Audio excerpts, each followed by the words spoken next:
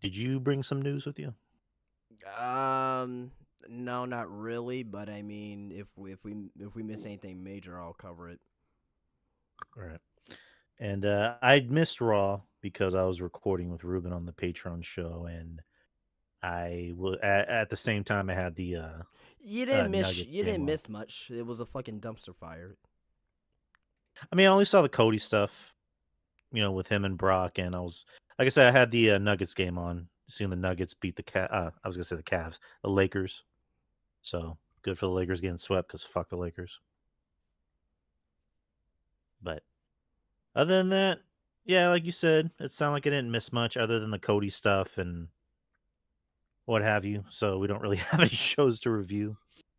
But and I don't really watch NXT, so which I probably should because I hear it's It's the some. best. It's I mean, it's not black and gold, but it's. I mean, I like it. I mean, it's better than Raw. I can tell you that shit as of right now. Oh boy, so I need to keep up. But let's get shit started in three, two, one. Hey, what's going on, guys? It is Wednesday. We're starting a little early. It's 7:47 p.m. Central Time here in San Antonio, and I am Drew, and with me as always. Justin from Spinebuster Tees, spinebustertees.com, and also on YouTube as well, live. And Lightning saying that his Florida Panthers might sweep and get to the Stanley Cup. Hopefully, you meet my Golden Knights. But I can't even tell that's you what's going on in the NHL. I don't But know. I that but mean, that's good. But that's good though. If your team's made it, then that's good. right. Like I'm not gonna say I'm a massive hockey fan. I started to become, I guess, more of a casual fan a few years ago, and the team I rooted for, or the team I still root for, is the Vegas Golden Knights. And in their first year as a team, they get to the Stanley Cup. Like their first fucking year. Granted, they lost, but it's still impressive. And every year since then, they've always been a really good team. They've always made the playoffs. They always seem to get pretty far. Um, but yeah, I go for the Knights. Um, they just beat. I mean, they're about to beat Dallas, I so can't even tell good. you the best player in the NHL, like as of Yeah, right neither now. can I. I know Sidney Crosby and Alexander Ovechkin, but they're old now, so I don't even know if they're considered to be like even top 10 players. You know what I mean, or top 20 players. So Yeah, I literally have no idea who the best player in hockey is. Like Lightning, do you know who's considered the best player in hockey right now? baseball, I would know. I would at least know the names, but yeah, hockey, like, yeah, miss me with that one. Yeah, baseball, same thing. I have no idea who's who in baseball right now. No clue. And yeah, baseball has never really been my thing. I tried to give baseball a chance, just you know, no, it just never worked for me. I mean, basketball has kind of been my thing, even though it's kind of starting to wane on me a little bit. Um, the NFL, kind of the same thing. I mean, the NFL is different. It all depends on like how you look at it because you can say such and such is the best player in the league because he does this on defense, or this guy's the best player in the league because he's a great quarterback, or this guy's a great running back, or this guy's a great wide receiver.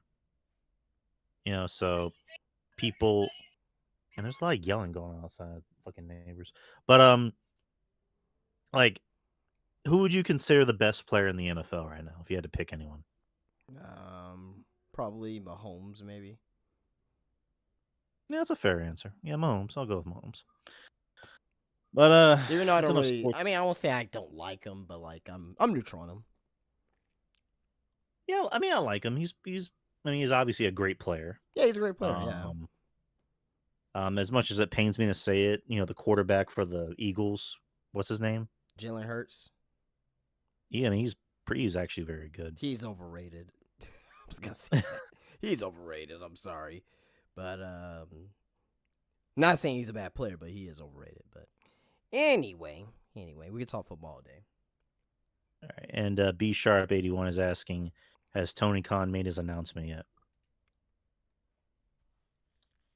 Talking to me? Well, I mean, you're watching it, aren't you? I mean, no, not yet. The rumor B Sharp is as of right now is that they're gonna announce the Collision show to be in Chicago, and they may announce CM Punk to be returning back tonight. So, we'll keep you updated. I don't know if you're new around here, but Drew doesn't really watch AEW much, or if at all. I do, Nope. so I'll try to keep up with it during the podcast here. Rather watch my mom in an orgy. Jesus Christ, B Sharp. Okay. So why ask Jesus about Christ. Tony Khan then? I'm just kidding. Hey, I'm afraid to ask that question. But speaking of cons, so I'm gonna talk about the other con, the Nick Khan. Ku Klux? Uh, so he has a few. I have a few news articles on him. He was on what was he on a podcast or a radio show? What was he on? He said, speaking at the J.P. Morgan Global Technology Media and Communications Conference. Jesus Christ.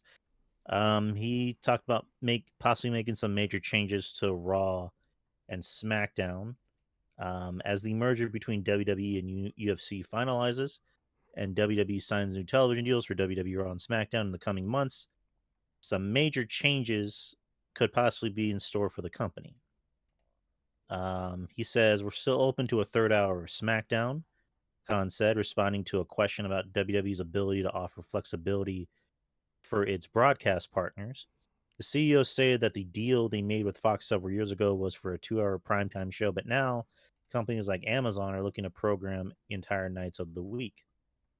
Khan also mentioned the possibility of moving nights, adding another way WWE can accommodate possible broadcast or streaming partners. Later in the discussion, Khan went as far as bringing up the possibility of WWE adding another show. Responding to a question about appealing to different demographics, Khan discussed the possibility of the third hour of Raw becoming more adult oriented and brought up the possibility of WWE introducing content on a new night that might be catered to a different audience. Once the impending merger is finalized, the combined WWE UFC company will be referred to as TKO, standing for Technical Knockout. By that time, WWE will have signed new TV deals, and it's possible the landscape of Raw and SmackDown could look very different. So, what are your thoughts on the possibility of we could get a very different looking Raw or SmackDown, maybe even a third hour of SmackDown, or maybe even a new show? Like, what do you think? You don't want to know what I think, but um, No, I do. no, we don't need a third hour. What's the purpose of the third hour? I know they No. get more money. I get that.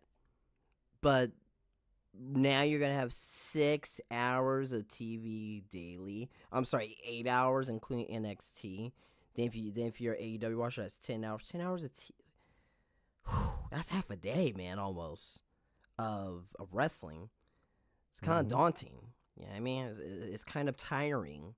You know what I mean? That's not even counting for pay-per-views. Like, for example, so this week, right? 3 hours of Raw, 2 hours of NXT.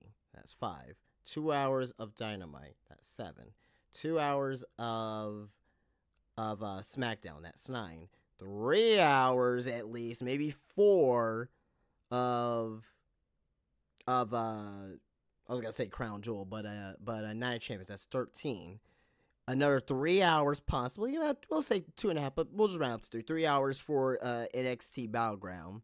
That's 16. Then another 4 to 5 hours for Double or Nothing.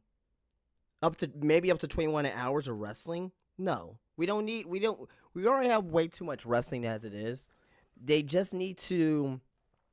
I mean, if they move different nights, okay, sure, maybe. You know what I mean? Because I know that USA possibly wants to get SmackDown live again on SmackDown, but I don't know about Fridays. They may move it to rumor I heard is they may move it to a Wednesday possibly, if that's possible, which means that's AEW and SmackDown on a Wednesday night, and we're already doing this podcast too, so that'll be hard for me to catch up on after the fact.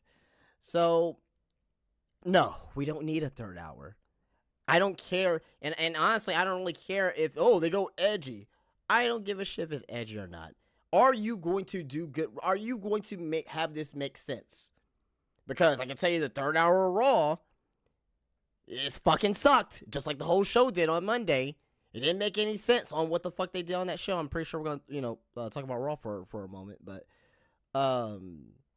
yeah, man. It's a. I understand why from the business aspect. Don't get me wrong. Like it, that third hour. It can be critical for them for as far as advertisements to get more money out of it.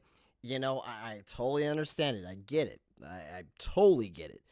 But at the same damn time, the quality of the show is not going to be as good. Through the history of wrestling, a third hour of a weekly series, traditionally has a more less than product. 3 hours of Nitro, the prog went down. 3 hours of Raw for years. Raw still hasn't really recovered since they went to 3 hours originally. Don't get me wrong; they had their moments. They had a few, bright spots and a few good streaks of a couple months or so. But overall, like 3 hours of Monday Night Wrestling hasn't done Raw any favors as far as on the creative aspect is concerned. So no, Nope. it's a terrible idea. Again, I get it from the business aspect, but just from the logistics of writing 8 hours of TV every week is really, really, really, really reckless and stupid. I mean, Nick Khan's obviously like by how you hear him speak, he sounds like a smart guy. He's got to know that this is not a good idea at all. And like you said, business perspective, maybe. I mean, it may be a good idea business wise, but as far as like creative, fucking cat. Sorry, but like if from a creative standpoint, it's gonna suck. And we all know the third hour of Raw sucks. Like wrestling TV shows should not be 3 hours. I mean, I don't even think pay per views need to be 3 hours. Like at best, make them 2.5 hours at least. But Unless they're like it, Mania, like big shows like Mania and like All Out and things like that. That it's okay to be longer, but generally, yes. mm, I'm kind of on the fence of like 3 hours. You know what I mean? Even for a pay per view, like get that shit out of the way, and you can have a good pay per view in 2.5 hours. That's just me. But I this is not going to work. Like I really hope this is just like him saying, "Well, there's a possibility," and it doesn't actually fucking happen. Like, or maybe it's just him, I guess, saying what he needs to say to like the big business people. They kind of like tell him what they want to hear. You know what I mean? But it's not going to fucking happen. I mean, I know Crocodile or Dirk. I know it's Dirk. Dirk is saying sad part is I can see it happen. Unfortunately, it wouldn't surprise me if it ended up happening, but I just again for our sakes, for the writers' sakes, it shouldn't happen. I hope it doesn't happen. More Nick Khan news. There are reports circulating the internet that this morning stating that roster cuts within WWE were expected to take place as of July 1st, but as of now, there's nothing indicating that to be the case. Um, apparently, did Nick Khan talk about it? Okay. Nick Khan told people within the sporting agency world that the company wasn't planning on cutting any of their on-screen performers as of WrestleMania weekend. After Fightful Select. Oh, no, I'm reading this. I'm reading this backwards. I'm sorry. So a new report from Fightful Select states that WWE CEO Nick Khan told people within the sporting agency world that the company wasn't planning on cutting any of their performers as of WrestleMania weekend. After today, when there was a report that as of July 1st there were going to be some roster cuts. So supposedly there was, and Nick Khan's saying there isn't. I don't know. Maybe he's just saying that to save face. Usually there is a big bus flip. Usually the week after Mania or the month after Mania, but it's already been a month after Mania, and there's been no flipped buses, so to speak. But what do you think about the possibility of there being some roster cuts coming soon? Well, whenever there's a big acquisition of companies, they always have budget cuts, and within those budget cuts, personnel gets removed. So it's not about a matter if, it's a matter of when. I don't want to see anybody lose their jobs. I don't want to see anybody, having to not have a job or have the unknown out there. I don't want to see that at all. But reality is reality, and the fact of the matter is that we're gonna, I won't be shocked if we start seeing some talents let go. When? I don't want to speculate when, because I don't want to speculate when people are gonna be losing their jobs. But I will say that it may possibly. I'm not, I don't know, but possibly may happen between now and maybe SummerSlam. I don't know, but again, I hope not. I hope they find a way to save money other than what they're doing right now. But yeah, it's gonna happen. That's all I know. I mean, I think if any, I don't think it's gonna be any wrestlers. Maybe a few wrestlers, No, but it's gonna be I think wrestlers it's because they're the biggest piece of the budget. right. And also maybe some like people working in the back, Yeah, that producers, too. Yeah, production, right. maybe some writers. Hopefully, all the writers. I mean, I kid. Like you, just I don't take joy in seeing anyone losing a job. Because at the end of the day, we're still technically in a pandemic. We're still technically in a pandemic, so I mean, it's not as bad as it was during the pandemic, 3 years ago.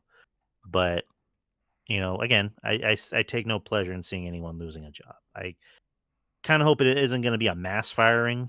Maybe just some performers, some staff, but hopefully it's not that. What they call it, Black Wednesday. Bus slip from 3 years ago. Yeah, So I hope that's not the case. But um, that's really all the news. that's it.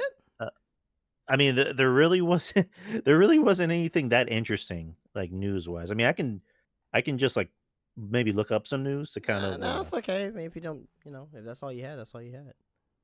Hulk Hogan wants a match with Steve Austin at WrestleMania 40. No, don't want to see that.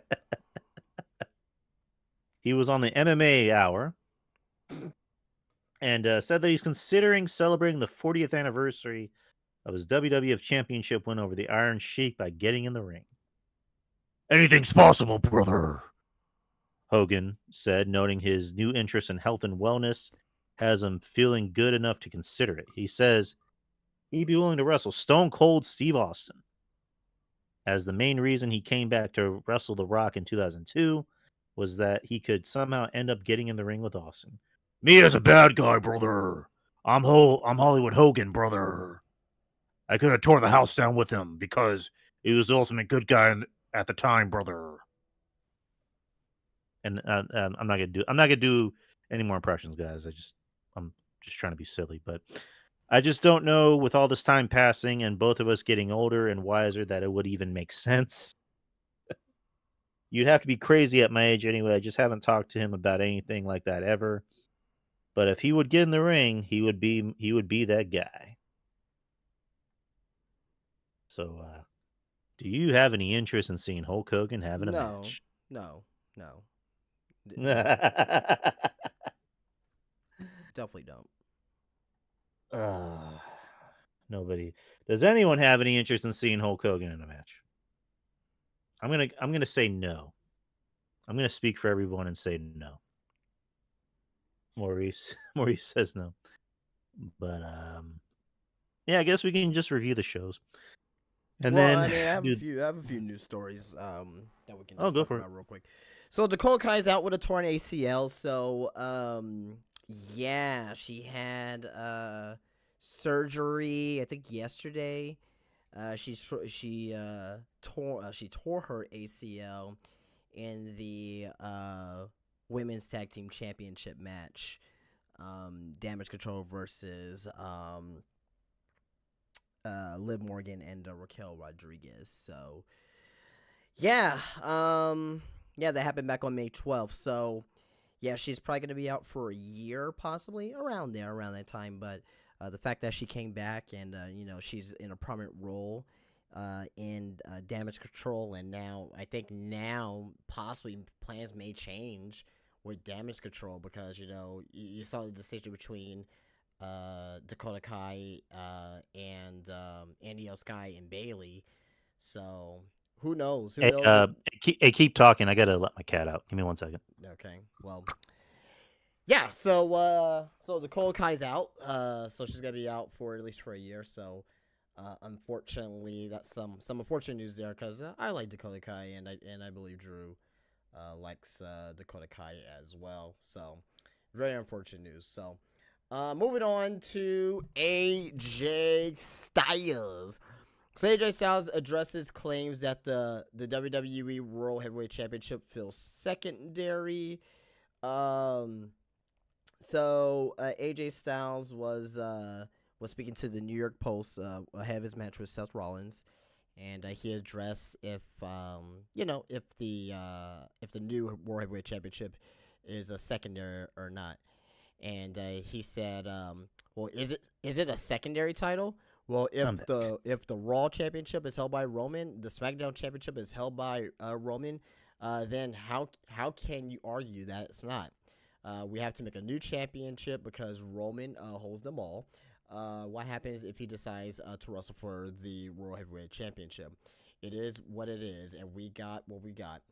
If we make the best of it, and when Roman does challenge for it, we will beat the brakes off of him, whoever it may be. Then we'll see what title's secondary. So AJ Styles just kind of filling in. He basically said that yeah, it is secondary. Then he was like, oh crap, hold on, let me retract my statement. The new World Heavyweight Championship is a secondary title. It is. It is not. Is not on importance to what Roman's doing. Period. Roman has 2 world titles right now. This is the 3rd world title. They have to bring back the World Heavyweight Championship because Roman has 2 titles already, and he's barely on TV, and he doesn't defend them as much anymore. So this is a secondary title. That don't care what anyone says. AJ can go out there, put on 5-star matches. Seth can go out there and put on 5-star matches. Have great feuds. Doesn't matter. Roman's the top guy. He has the top title. So, any opinion on that? I mean, I pretty much said what needs to be said. I agree with you. I mean, they kind of shot themselves in the foot by putting both titles on Roman to where they had to bring back, kind of bring back, the big gold belt, but like with a new look. And yeah, it's a secondary title because Roman has both titles. So they had to make a new title, for the show that doesn't have Roman on it. I mean, eventually, if they treat it more, if they treat it more seriously, it could be more than just a secondary title. But at the moment, Roman's the guy. I love AJ Styles. I like Seth Rollins, but they're not the guy. Neither of them are the guy. Roman's the guy. And at this point, there's that old adage in wrestling that what is it, the title's not supposed to make the man, or the man's supposed to make the title, or how does it go? The title doesn't make the man makes the title. Exactly. At this point, Roman's already made the title. He's basically just holding it as a prop. Like, he doesn't need to be champion anymore at this point. Like, he's good. Like, somebody else needs that title that's already over, and that's Cody. But yeah. So is that all you have? Nope, I got more. All right. So and just in remembrance, before we continue on with the news, yesterday was the unfortunate 3rd anniversary of Hana Kimura's passing. She passed away on the 23rd, 2020. She committed suicide, as you guys may know, due to bullying threats online, on Twitter and social media, things of that nature. So, yeah, so it's just kind of a reminder as be careful what you say on social media to people. You don't know who you'll affect, and you don't know how they will take it, and a lot of people in New Japan and Stardom was paying tributes to her, yesterday with the videos and also doing some of her moves in the ring, paying tribute to some matches. And Mercedes Monet, obviously, she's kind of taking some of her entrance attire in a way and kind of making it her own and kind of paying tribute to her. So rest in peace to Hana Kimura. Right. Rest in peace. Alrighty here. Next. Hold on. Speaking of Mercedes Moné, she got injured. Unfortunately, so there was a tournament for the New Japan Strong Women's Championship, first ever Women's Championship, champion, and she was in the main event against well, Jesus Christ, man, my fucking head is like about to fucking explode here. But yeah, no, she was with Willow Nightingale, and she was doing this spot from the top rope. I'm not too sure exactly what happened, but she got pushed down from the top rope, and she basically fucked up her ankle, her knee, in the process. So haven't really heard anything yet on her news, but apparently it's pretty bad. And apparently she's gonna be out of action for a while. So so Mercedes, who basically took the chance on herself and basically went to Japan and had a great match against Kairi at Wrestle Kingdom, right? Up there for one of the women's matches of the year. I don't think it is, but as of right now, it's a top 5 women's match of the year. You know what I mean? Obviously, 2 former WWE women just put on a great match at in the Tokyo Dome. But yeah, so it looks like they probably made a audible call here for Willow Nightingale to win, which I love Willow, so she deserves that too as well. So I'm assuming they made it an audible. I'm assuming, but I don't know. I could be wrong about that though. But speedy recovery to Sasha Mercedes, and hopefully everything is good for her. Yeah, same. I mean, I'm not the biggest Sasha Monet, whatever you want to call her, fan. But again, I take no pleasure in seeing someone getting hurt. That's, I mean, it's like the old adage, the same ballet. Yeah, And it just sucks for her because it looks like she was starting to really, get her career up and running in Japan, and she had some nice momentum, winning that title and having that match with Kari. So speedy recovery for Sasha, and hope everything goes well. yeah. So this is a quick news story that I'm just gonna kill in like 10 seconds. Aussie Open has gained interest from both WWE and AEW. Aussie Open signs with AEW tonight. so yeah, that. So yeah, Aussie Open, Will Ospreay's guys, Kyle Fletcher and what's his name? I think his last name is Davis, but I forget the other guy's name. But Kyle Fletcher, who wrestled Orange Cassidy night. But long story short, they signed with AEW. So another tag team in AEW. They're fucking great. I don't know if Tony Khan's going to be able to use them as that, but the tag team division does need some new blood, so maybe they'll get a little push on TV. But they were great in New Japan for sure. So, okay, I got a couple more things here, and we'll move on here. I don't really want to talk about the CM Punk drama ish because of because we're gonna find out in a little bit here about what Tony Khan's gonna say, and if they don't announce, I mean they're gonna announce Chicago and possibly CM Punk, but if that does not happen for some reason, then let the speculation begin with that. But I'll end it with this here. We'll do some ratings here. Kyle's saying they just did.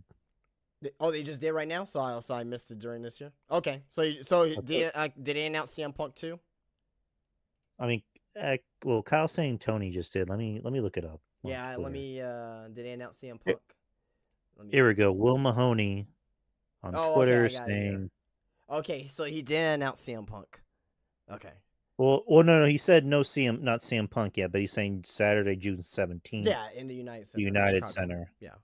And it's more than likely going to be Punk. Okay.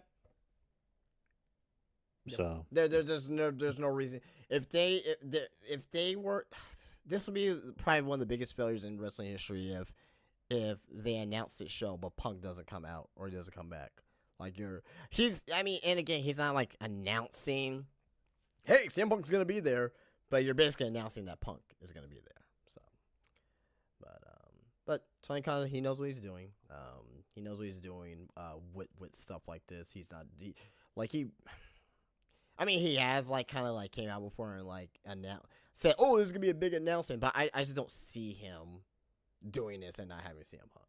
I just don't. But anyway, all right. So the ratings here, we'll cover the ratings here real quick, and we'll move on. So last week's AEW Dynamite, it got 814,000 viewers. I don't have if it was up or down from last week, but I think it was up from last week. But it was at a 0.28 in the 1849 demographic, so they were 7th in cable. They usually are top 5 in cable on Wednesdays, so they were down a little bit from where they are usually. But yeah, that was AEW Dynamite. Next we got, let me get to Raw. That's Rampage. We don't want to talk about that because they're like 88th in cable on Rampage. All right, so Raw, 1.638 million viewers, a point in the 18 to 49 demographic, a 0.54. They were 5th in cable. Yeah. Even though they were 5th in cable, I mean, good. We're just gonna talk about the viewership right now, but the quality of the show was dog shit. Okay, I'm glad that they were able to carry those viewers all the way through to the very end. And I skipped SmackDown too. Let me get SmackDown real quick. That is totally my bad. Or SmackDown. That's Dynamite. SmackDown. Oh, they don't. Where is SmackDown? I don't see SmackDown. Okay, I'm gonna skip SmackDown for the time being because I can probably pull those up. But I have NXT here. NXT last night, 578,000 viewers, a 0.16 in the 1849 demo, 14th in cable. They did better than Rampage, I can tell you that. So good for NXT there. So, let me see. I have SmackDown if you're interested. Yeah. Go ahead and do SmackDown. So May 19th, that was last week, right? Yep. SmackDown had 2.049 million preliminary, and for their final viewers, they had 2.133 million. Does it have demos there? No, it doesn't. Okay. All right. Yeah, that's really all the news I got. I mean, there's some other stuff, but I'm pretty sure we're gonna cross into that when we start doing like the predictions and the review of shows. So. Yeah, we can just like start with the reviews, and then we'll jump into predictions. So we can start with SmackDown from last week. Let's see. The big chunk of the show was mainly about the bloodline. Roman, Solo, and Paul Heyman came out, and then Kevin Owens and Sami Zayn came out, talk a little bit of shit. Sami saying, "You and Solo aren't as good as the Usos," and then Roman looked like he was about to dig into Sami, saying, I wasted a whole year on you, and yada, yada, yada. The Usos came out and beat up Sami Zayn and Kevin Owens. And Jay's about to go up to Roman and, give him pretty much give him a high five, like, yeah, we took care of him. And Roman's like, nah, I was about to say something, and then you interrupted me. Like, I wasted a whole year on that fool. I was about to tell him off, and then you interrupted me. I told you to stay in the back. So there was that. And there was kind of an interesting moment. I don't know if you kind of really thought too much of it, where like Roman bumps into Solo, and then he has this look on his face of almost like worry, of like, oh shit, my bad. Right. Solo just looks at him like, really? So I mean, I don't know how you interpreted that. Yeah, no, it was a great segment. Yeah, it was a great segment. The bump that's gonna come back into play later on, but it's a small thing right now. But that's long-term storytelling brewing right there. So great segment. But how do you interpret that? Do you interpret that as like Roman knows how to fuck with Solo? He's afraid of Solo. Why would he He be? showed. You didn't see it. You didn't see the look in his No. eyes and how he was like put his hand up like no. He's afraid Oh of no, no, Solo. no, no. I know. But like, why would Roman be afraid of Solo? That would be my question. Why wouldn't he be afraid of Solo? I mean, because he's Roman. You shouldn't Yeah, be afraid of but it. he's a heel too, so. Good point. Like, I mean, it's interesting. I don't hate it. heels in general, unless you're like Brock Lesnar, but Roman has shown terms of being a coward, and Right. this is just him playing. You know, he talks big, right? He talks big, and he does deliver too. Obviously, you're not gonna be champion that long if you don't deliver. But at the same time, like he has shown tendencies of being afraid or showing weakness or whatnot, and that's pretty much what he showed there. I mean, I don't hate it. I just it's interesting. It interests me. Like you said, long term storytelling. That's definitely something that's going to come back to bite him in the ass. So I'm interested. Main event of the show was the LWO, Rey Rookie Mysterio on and the top. Santos defeating the Usos by pinfall after Kevin Owens and Sammy made the interference. LWO finally getting a win, so good for them. Let's see what else happened on SmackDown. I have it here on CBS. Pretty Deadly made their main roster debut, defeating the Brawling Brutes. Yes, boy. Yes, boy. Elton Prince, I believe that's the blonde one, right? Yeah. He got busted open. So a lot of color going on lately on WWE television. You had Brock at what was that? I say unintentional. Right. And then Bobby Lashley, getting busted open the head last week, and then Elton Prince. I mean, like you said, unintentional, but it's just it's interesting. I'm liking what I'm seeing. Asuka defeated Zelina Vega by submission. Let's see, AJ Styles was on the Waller effect, talking about his world title match with Seth Rollins. So it looks like they're setting up a possible feud down the road for Grayson Waller. Here's something I thought I kind of found interesting. I want to run by you. So before we get into predictions, about the match with Rollins and AJ, you pointed something out, I believe last week, where you thought it would have been a better idea if all the attention goes to Seth, even on WWE television, like with the vignettes and the interviews, and like we barely get one with AJ. You know what I mean? Yeah. Like, and then for this, it's like you have a lot of people gunning for AJ. You have Grayson Waller making his debut on the main roster and gunning for AJ, and then Karrion Kross randomly wants AJ in a match, which they taped SmackDown last Friday since they're going to Saudi Arabia on Saturday. So this Friday, SmackDown will be taped. So I'm just saying it's very telling on what they're doing with both of these guys. That's just my Yeah, opinion. you can forget what I said last week, man. They're putting that title on Seth. All right. I mean, I'm not gonna hate it. I don't have any problem with them putting the title. The only reason why I'm saying that is because why would they start a possible feud with AJ and Grayson Waller?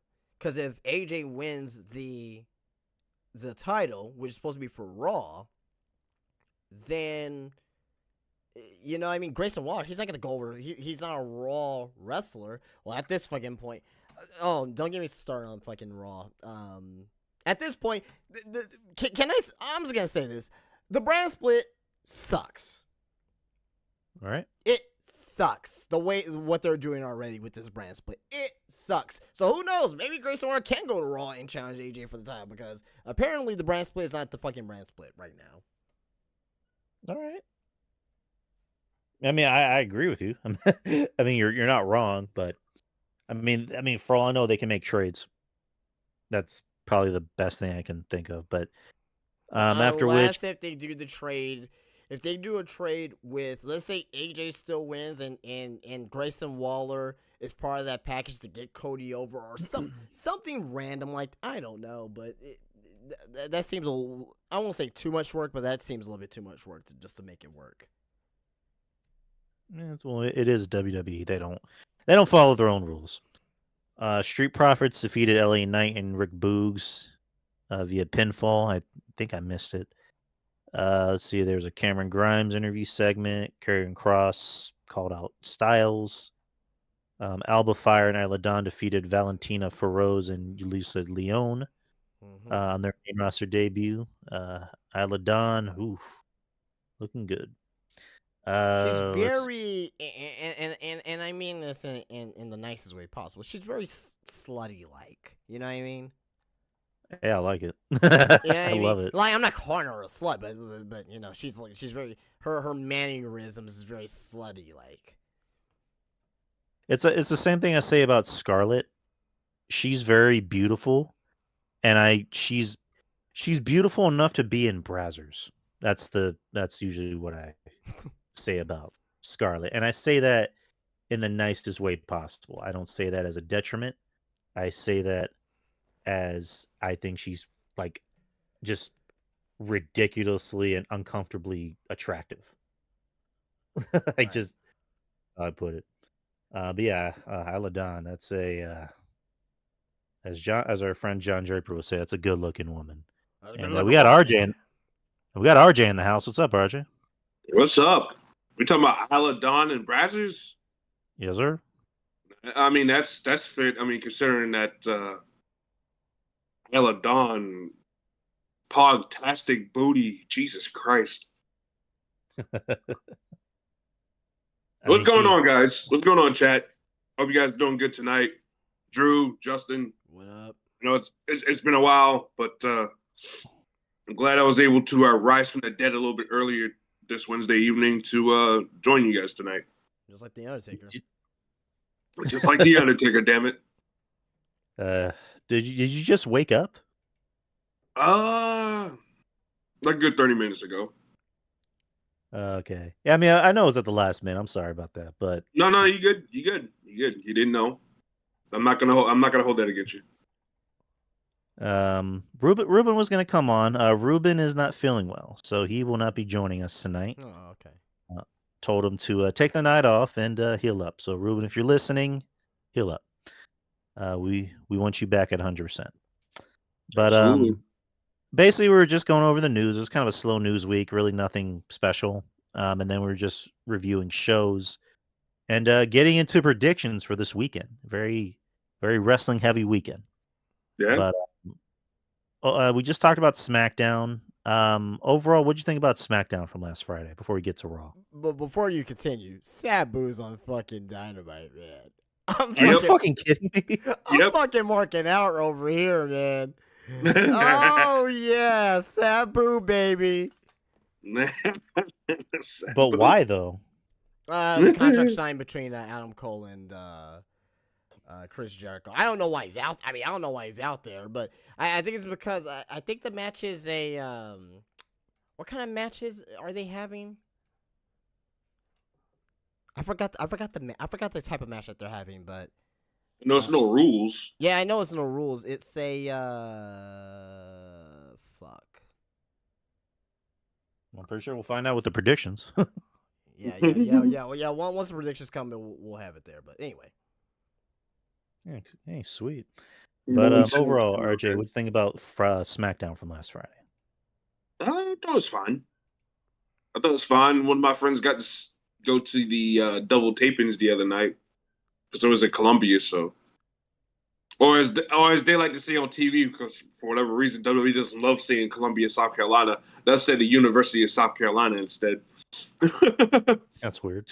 So yeah, they were in the USC the other night, and they did a double tapings there. So, but overall, I thought it was fun. And then some of the footage I seen from this week's show rather looked like it was pretty fun too. Had some fun stuff on it. So, and by the way, yes, Maurice is absolutely correct. I like that Weapon X finisher tag team.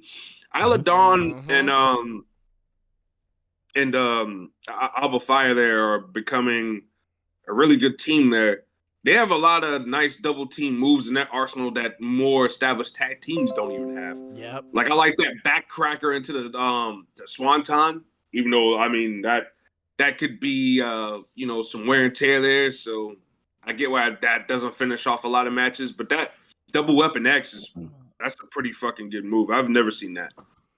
B Sharp says it's a non-sanctioned. Thank you very much. Yeah, so non-sanctioned Sabu. That makes sense.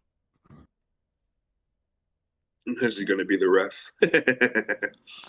I wish I could have listened to that promo, but I'll have to figure a way to listen to it after this. Let's move on. Let's move on to Raw.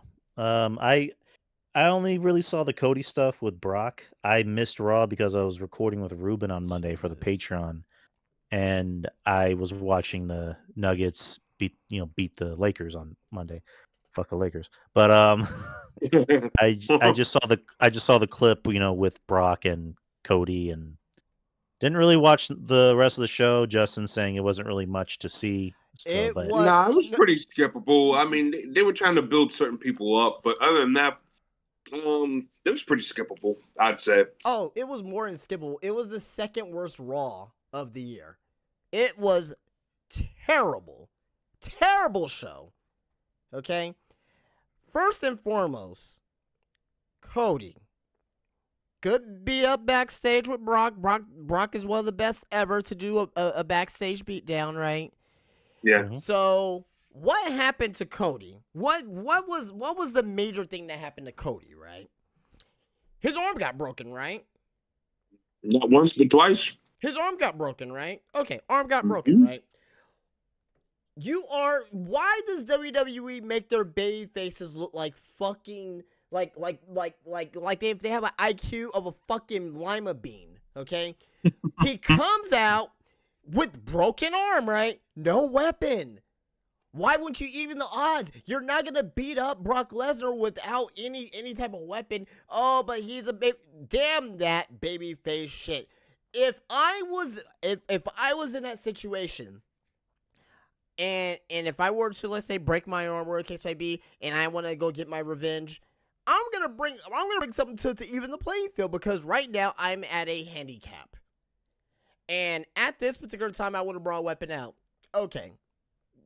And really, this whole feud right now, can someone, please explain to me, why did Brock Lesnar even attack Cody Rhodes? They still haven't fucking explained that. He has not came out on TV and explained that. It's been, how long has been WrestleMania? Almost 2 months now since WrestleMania, probably getting close to that point. Yeah, almost. Yeah, I still haven't had a fucking explanation. Next week would be like a whole month. It'd be like 2 months. I mean, a whole 2 months. Yeah, a whole 2 months. Yeah, something like that. But so I have a fucking explanation. Is that so hard to get a fucking explanation on why Brock attacked Cody? Now they say on commentary, oh well, it's because he got because of where he was at on the WrestleMania cart. Well, fucking to me, it still doesn't make any fucking sense, because you will want Cody to beat Roman Reigns, because that's the only way you can challenge for the title, because you went up against Roman, and if you lost at SummerSlam, you will never ever get a fucking title shot again. So you would have want Cody to defeat Roman Reigns. Yeah, so you can get you another title shot. Yes. Like, am I losing my mind here? Am I losing my fucking mind? No, you're not. But no, you're justified. Yeah, okay. Yeah, you're justified. Yeah, no pun intended. Let's Cody, that situation. We'll talk a little bit more about that. Let's move on to let's do the women's tag titles. Oh, this is a good one. Have them right here. This is a good one, right? So, Liv Morgan injured, Dakota Kai injured. Get that right. Okay, you're gonna have a fatal 4-way. Or fair 4-way tag. Well, it's with eight of the best women to go up again on Raw. Right, this is on Raw next week, right? So you have Ronda Rousey, Shayna Baszler, right, versus Chelsea Green and Sonya Deville. Then you have then you have Raquel Rodriguez, and you're gonna have a mystery tag partner. Who's your mystery tag team partner? Welcome to the ball pit. Gonna get your ass kicked. Yeah, Shotzi, right? Yeah. That's making sense. Cool. Who was her tag team partner before? Yeah, that's great, right? Here's the fucking issue. She's on SmackDown.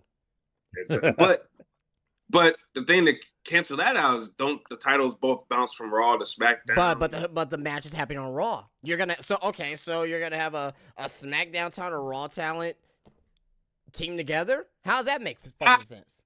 Bro, I don't know. I'm trying to make sense of this just as much as you are. And then you're gonna throw in Damage Control because fuck it, and they're on SmackDown too. It's happening on Raw. Like if this was happening at Night of Champions, cool. Still kind of fucked up with one Raw person, one SmackDown person teaming together. Okay, that's still fucking whatever. I can kind of somewhat look past that. The logic gaps are fucking unreal on this fucking show. Or what they could have done is they could have did like they did with the World Heavyweight Championship tournament. Have 2 matches, with 4 teams on SmackDown that do the same on Raw. Have them meet at the middle at Night of Champions. Voila, you got that. Even though at this point I'm an advocate of getting rid of the fucking titles to begin with. Yeah. Thank you. Fucking disaster. So next we have the Viking Raiders versus Alpha Academy, right? Seems like a regular. These guys still have a job. It seems like a regular normal match, right? Hey, here, there, hum. But this is where the logic gaps really start to piss me the fuck off, because you have Maxine Dupree last week saying, "Oh, Otis, I don't want you to do the worm or the caliper or wherever they're calling it, right?" But he does it in the match and she's clapping ringside. You also have Chad Gable, who for one reason or another was being told by Maxine Dupree that he's ugly and short.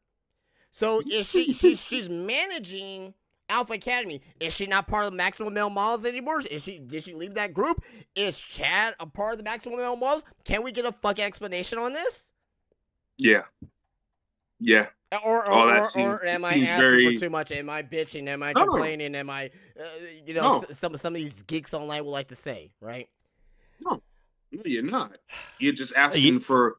Tell me a coherent story. Yeah, exactly. Tell me a coherent, consistent story. If she doesn't like him fooling around and dancing around, then why from week to week is she all for it all of a sudden? Did he dick her down good at the hotel last week that she just forgot about it? Yeah. Oh, yeah.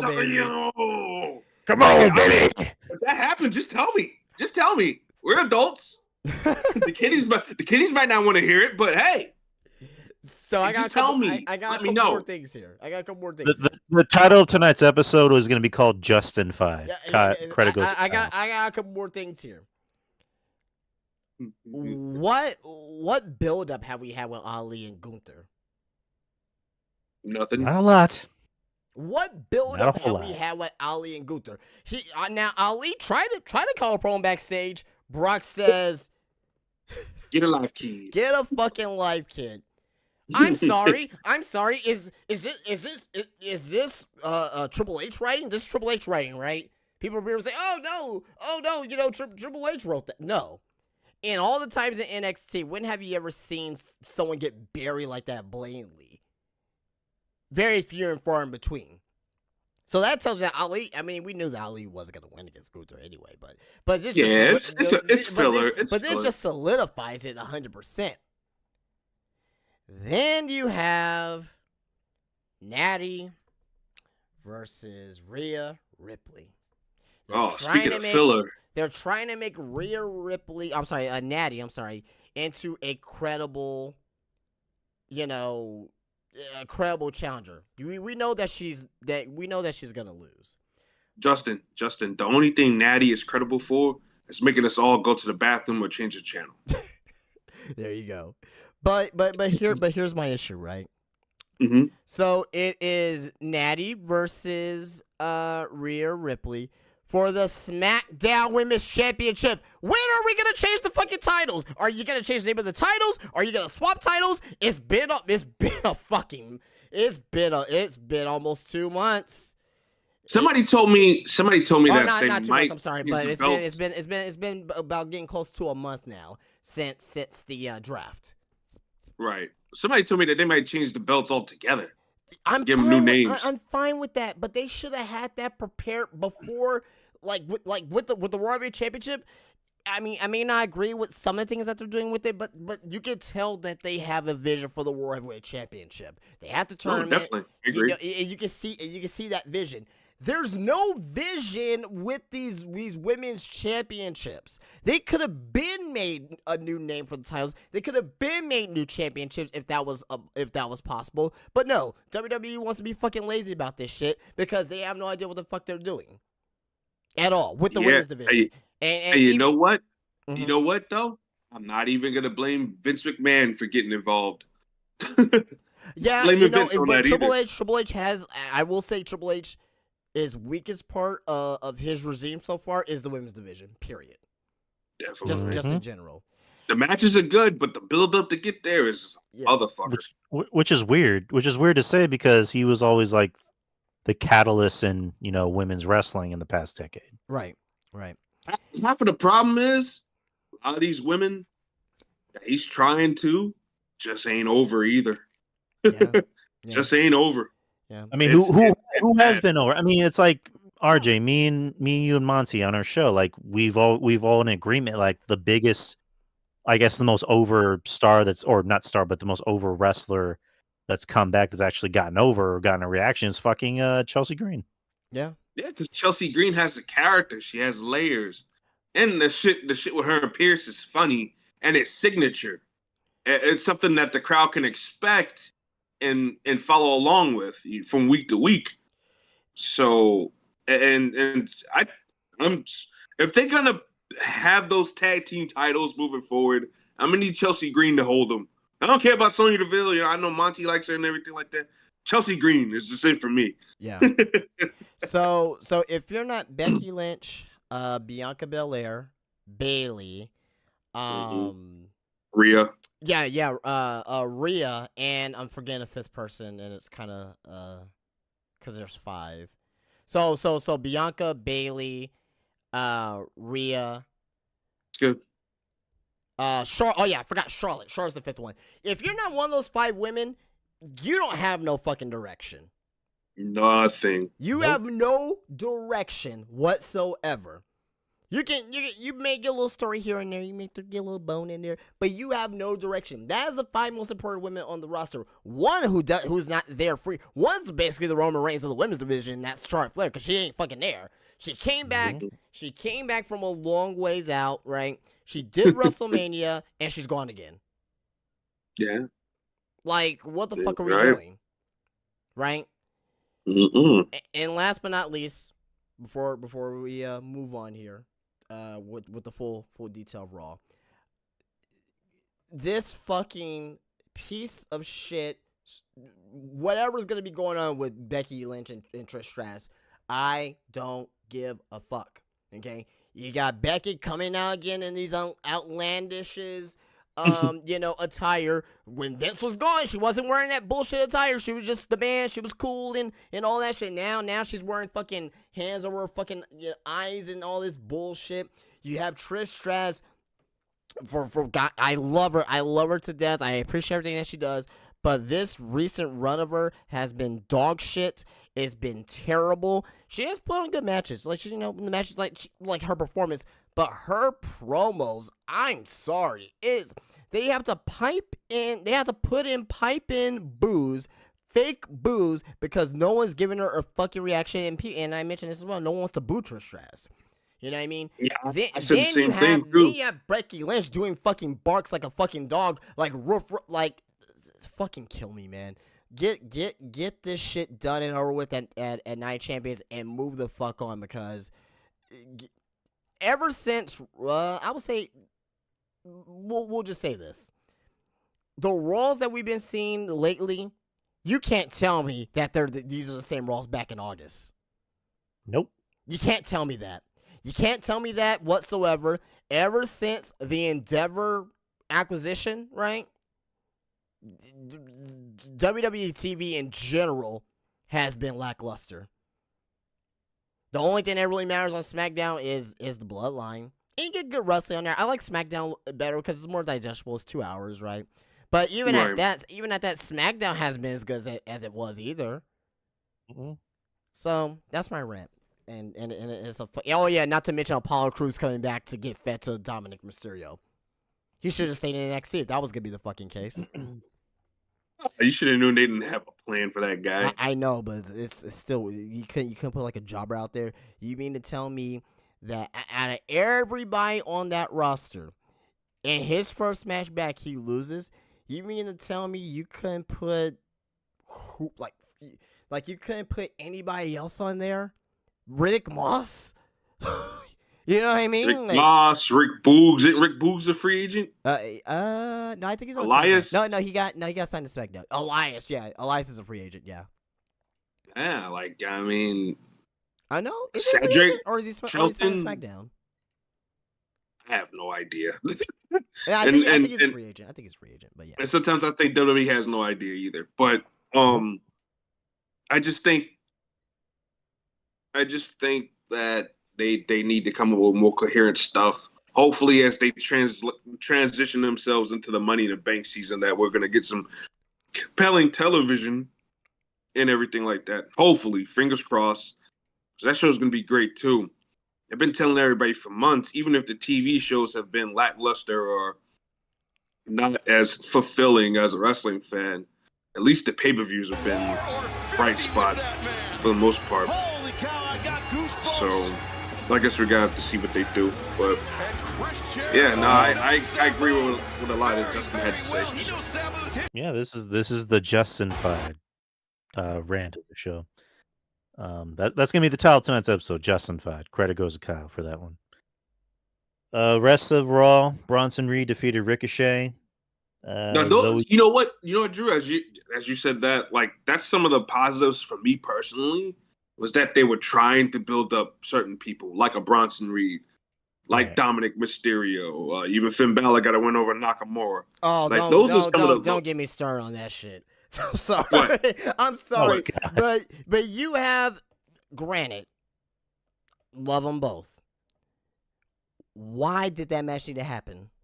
What was the outcome of that match? You booked yourself into a corner, and one's gonna look weaker than the other. Because here's the thing. If Seth Rollins is winning the championship like most of us think he is, right? He's going to need heel contenders with some type of credibility underneath their belts in order to go up against them. I'm not saying that Finn Balor is going to be, but you have to think that he's going to be one of Rollins' first few challenges, right? Absolutely. So he's going to have some type of wins. Look, I didn't like the fact that they had them have the match and rush it on television. It could have been at a pay-per-view or something like that. I don't like that fact either. But if the championship is going to a babyface, you got to build up some heels. You got to build up some heels that are credible enough to look Rollins dead in his eye and go, hey, I want that around your waist or on your shoulder. They could put Finn Balor versus Johnny Gargano. I mean, I guess Gargano's still injured, but it's just Haven't Balor beat him enough? I'm just saying, man. Beat him some more. Balor, I would have been more okay with Balor versus Ricochet and Balor being Ricochet. But if you're bringing back Nakamura as supposedly as, not necessarily a new gimmick, but back to the King of Strong style, back to, trying to build him up and make him a credible threat, that's not the way you do it. It's just not. Right. I mean, I'm kind of with you on that, where it's just we're rebuilding Nakamura as NXT Nakamura, when he was actually over, right, and treated like someone important, and it's just we're gonna sacrifice him to Finn because reasons. Yeah, I mean, you couldn't do Finn versus the Miz. You do heel versus heels all the fucking time. So you don't think the Miz could have just Just take the fucking coup de grace and just. By the way, I'll still be complaining about it, but at least it wouldn't be fucking Nakamura in that situation. I mean, here's what you could have done. Just have Nakamura feud with Judgment Day, and then eventually he gets to Damian at a pay-per-view. Have Nakamura beat Balor, and then eventually he wrestles Dom and he beats Dom, and then they can do like a standoff with him and Rhea, where Rhea is doing the whole "You're not gonna punch me," and that's when Nakamura does the whole "Come on!" like that. That would be kind of funny, and then eventually he fights Priest at a pay-per-view. Like, I don't know, you could have done that, but just to sacrifice him to Finn because you pretty much booked yourself into a corner, it's like that's bad business, in my opinion. The rest of the show, Zoe Stark defeated Candice LeRae. They're building up Zoe, so good. I like Zoe. Zoe's bland. Good lord, she needs a gimmick. She's bland, but she can wrestle, so She can, but how did that work out for a lot of other girls that are bland and that can wrestle? Oh well, I mean, I agree with you. I agree with you 100% because this is fucking Vince McMahon's show now, so even if Triple H is running it, like Zoe Stark's gonna be wearing a fucking duck costume in the next couple months. Good lord, Zoe Duck. Yeah, is that gonna be her new name? Zoe Quack. Zoe Quack Quack. Zoe Quack. She just comes out quack quack. Raquel defeated Sonya Deville. The main event of the show was Sami Zayn and Kevin Owens and Matt Riddle defeating Imperium, which you're going to debut Gunther on Raw and you're going to have him lose. I mean, granted, pretty sure he didn't take the pin. Who took the pin? No. I think it was Vinci, yeah. Still, I mean, like, you're going to have him debut on the show and you're going to have him lose? I just, whatever. I mean, just don't have the match. He did fuck over Sami Zayn and Kevin Owens last week. They fucked him over, so the babyface had to get their comeuppance on them. So yeah, true. I mean, I don't see anything wrong with that. And honestly, Imperial they've been looking, as far as like the tag team, like they've been looking pretty shitty. Not as far as they're in ring, but just like the way they're portrayed on TV.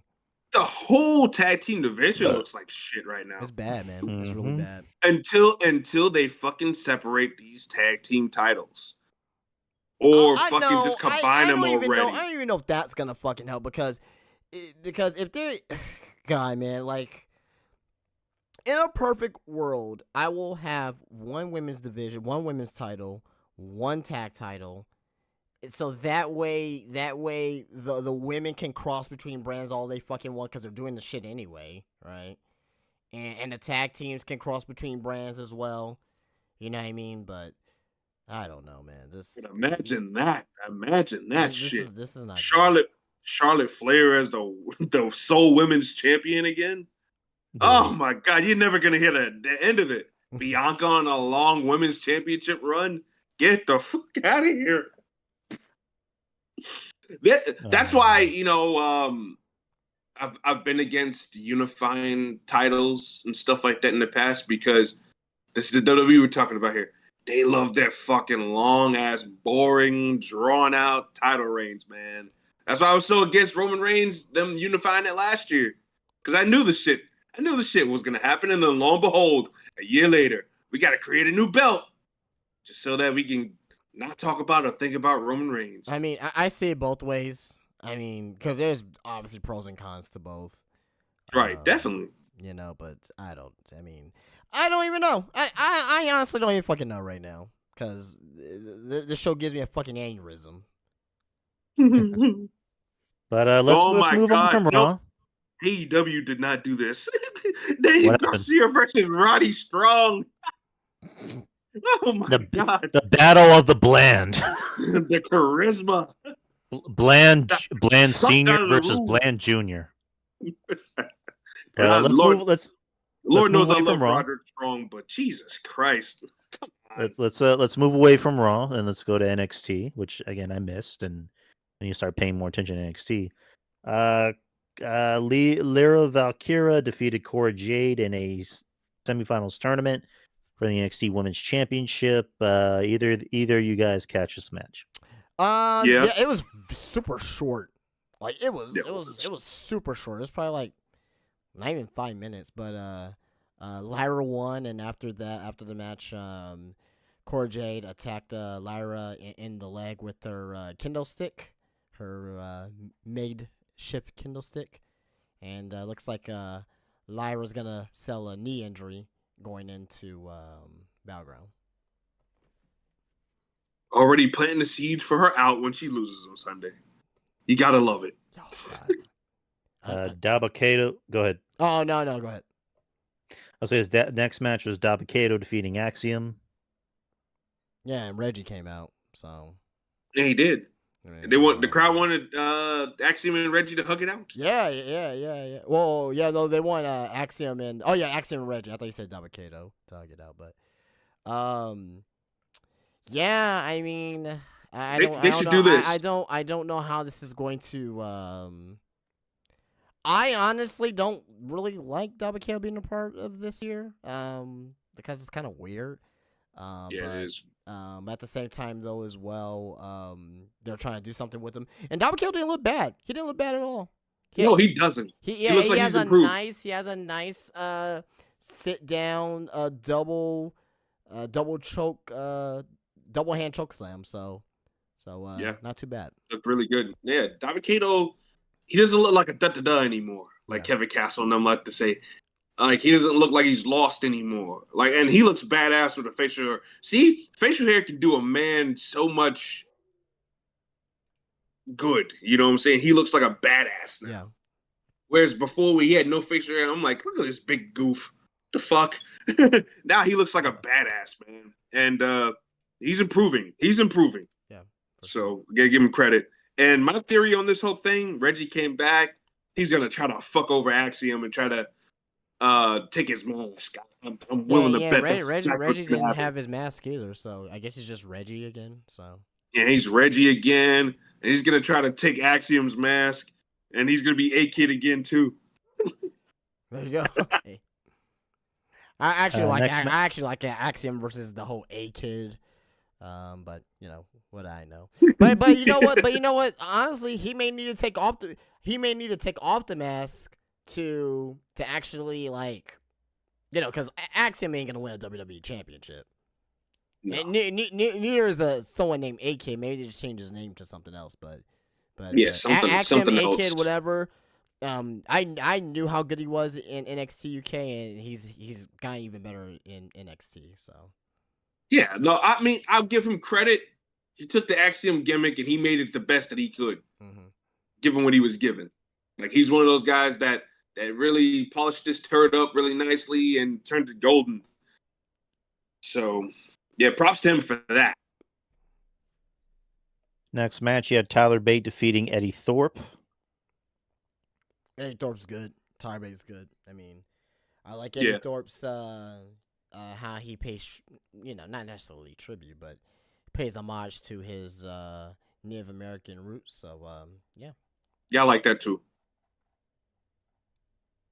Next match, little prance he does to the ring. Yeah, he's got swagger. You also I don't know if this is next or anything, but you missed the Gallus promo with the Creed brothers and basically all night on NXT. Tony D was in a interrogation room, and Tony D's going to jail, guys. He's going to the big house.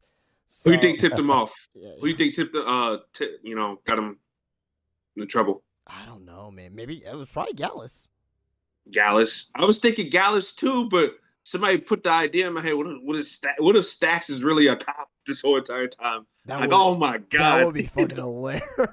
That would be hilarious too. Yeah, that would. And Two Dimes comes back. They're really trying to take Tony D down the whole entire time. So apparently, they a little bit later on the show.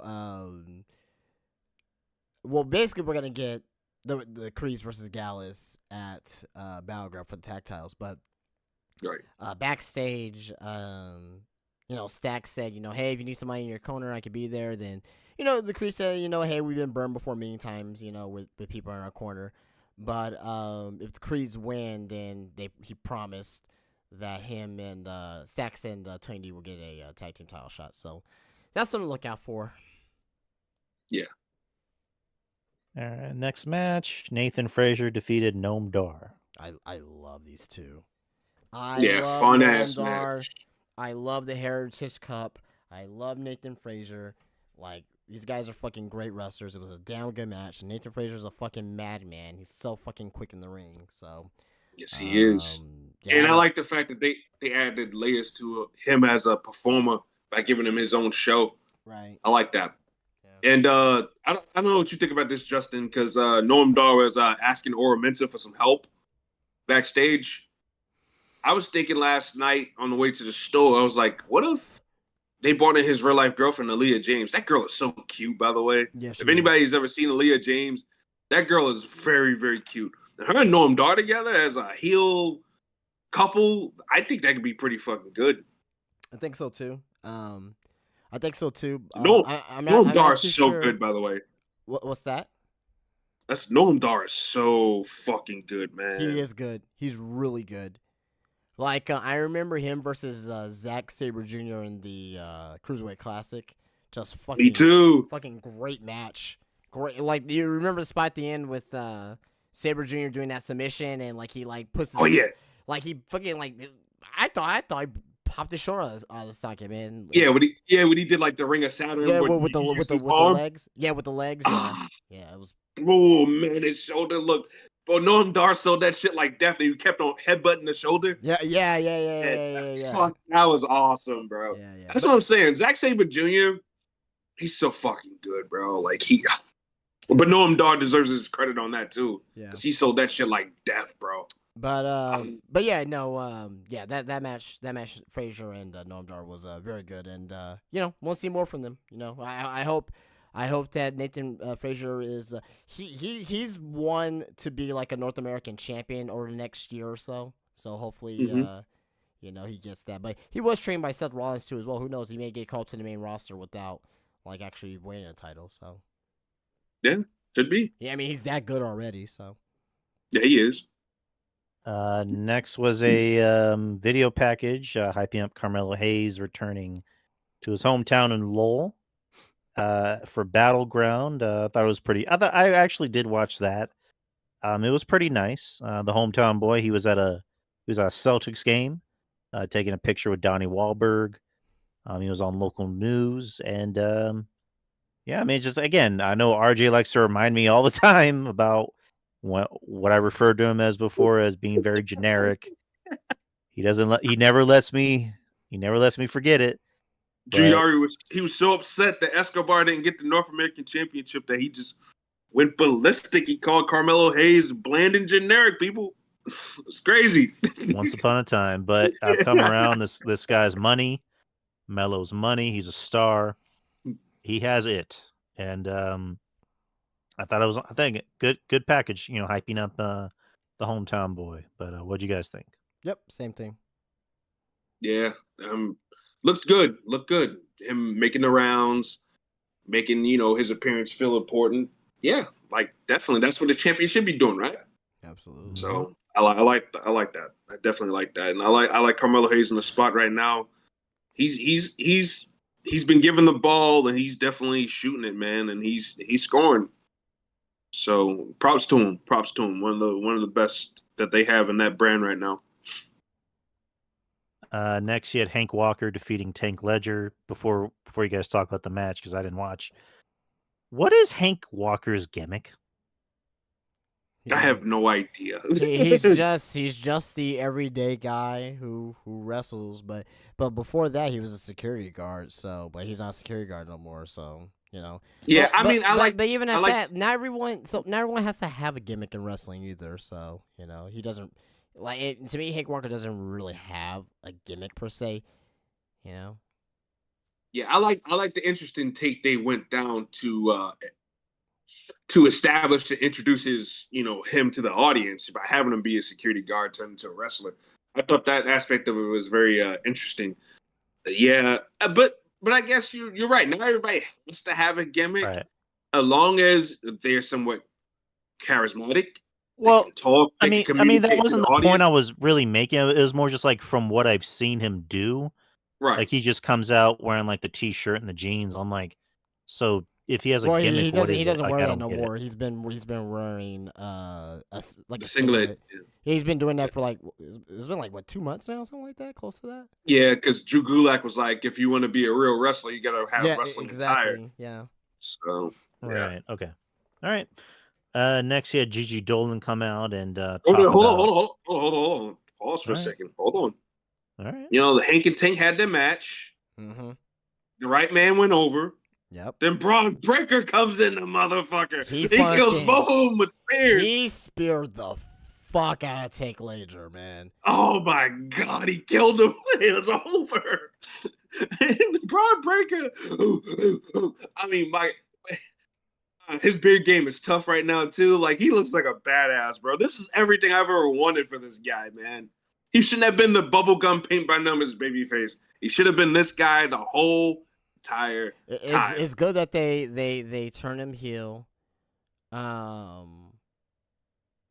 Jesus Christ, man, I hate Twitter. Sorry, but it's good that they turned him heel. Before he came out to the main roster. Yeah, definitely. I definitely agree with that. He could be Notorious Braun Breaker because he's just killing everybody with a spear. My God. Oh, man. Tank turned around. He saw his man go down. He turned around, looked at Braun Breaker. Boom. It was too late. Got caught. I'm like, damn. That's fucking awesome. He's on one right now. He's definitely on one right now. Love him as a heel. Again, he just needs to spend a weekend with Uncle Scotty, dye his hair blonde, come out with a tiger, some freaks, and a lead pipe. And it's like a lead pipe.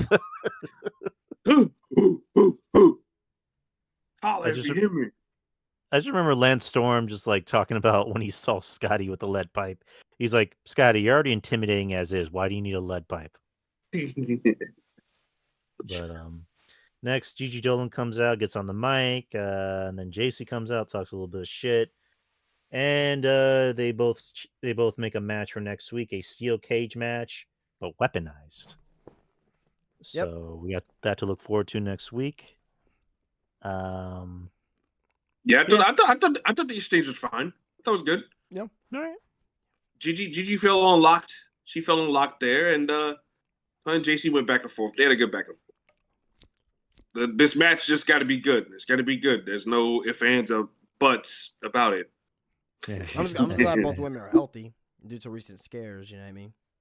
Yeah, because I know Gigi's been having shoulder problems, and I think JC's had shoulder problems too. Mm-hmm.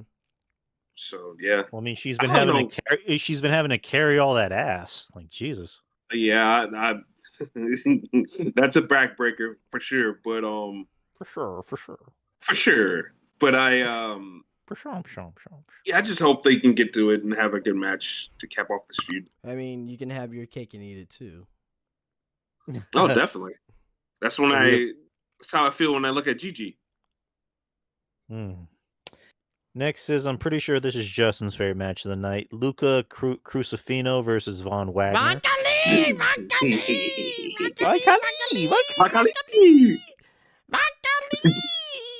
Oh man, like the fact that he doesn't have all the fucking titles in in wrestling, like the fact that he doesn't have all the titles in fucking wrestling, period, man. Like, it's a fucking travesty, man.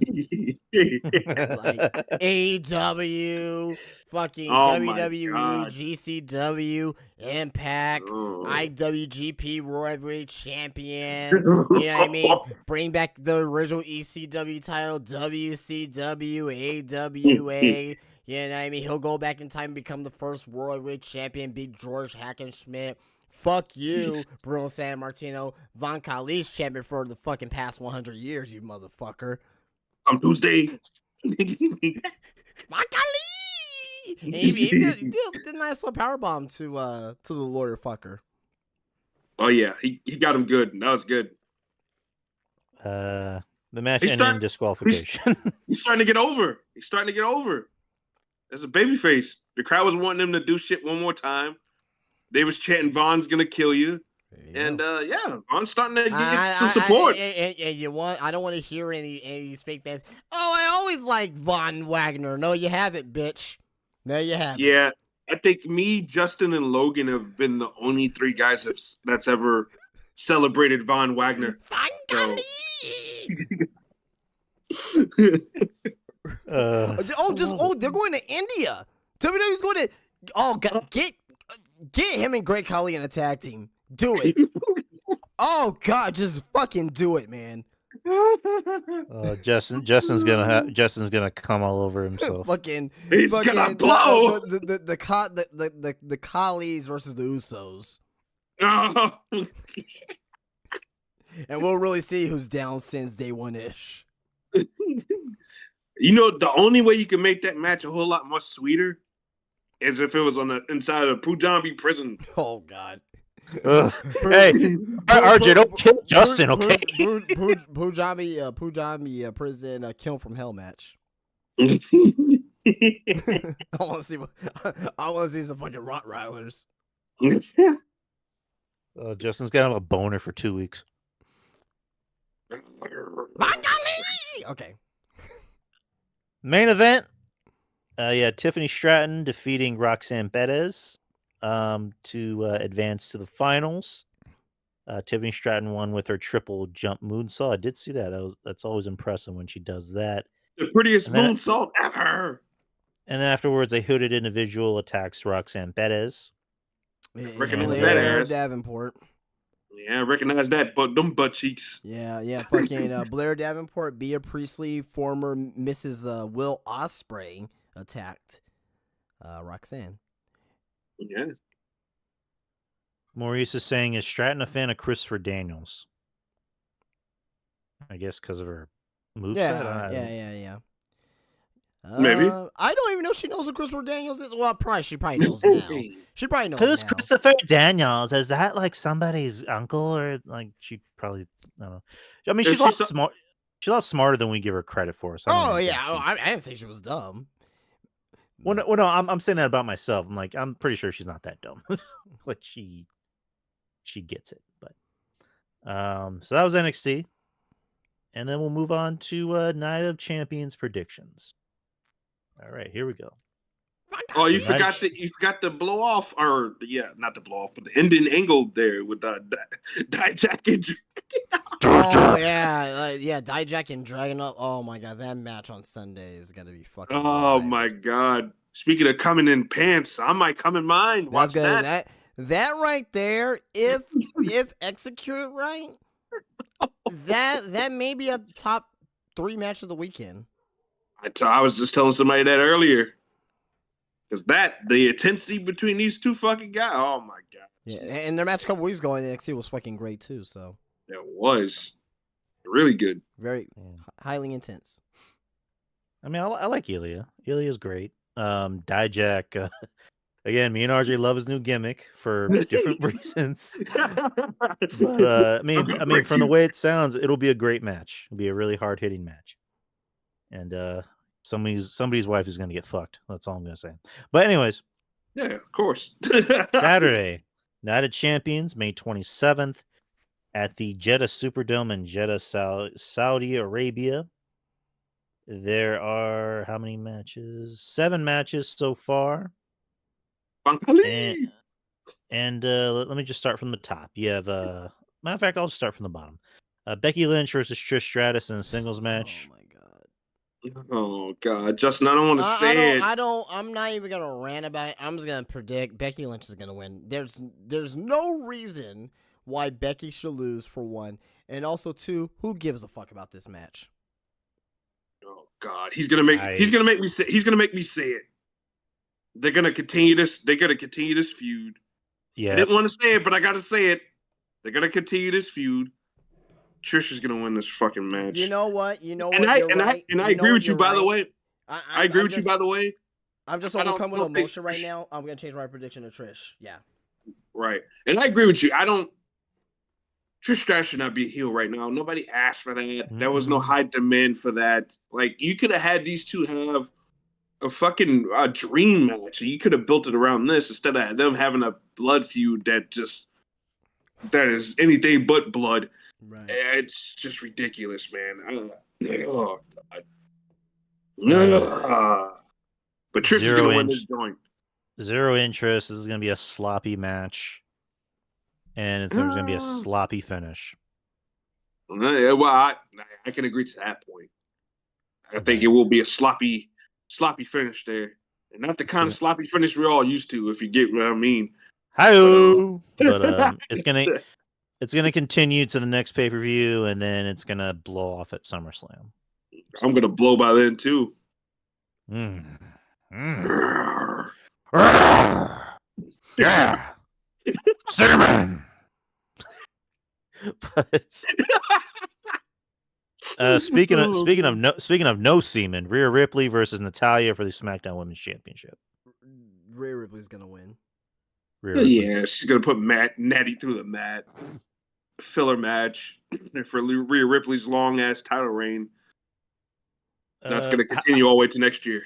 How much you bet where Rhea puts her in the what's her submission move? The prison trap. Oh, yeah. You're talking about. I don't fucking know what you want to call it. Yeah, I think it's called the prism trap. That's what they call it in the game. How much you bet Natalya does that over the top selling where it sounds like it got into the wrong hole? Is what I usually call it. I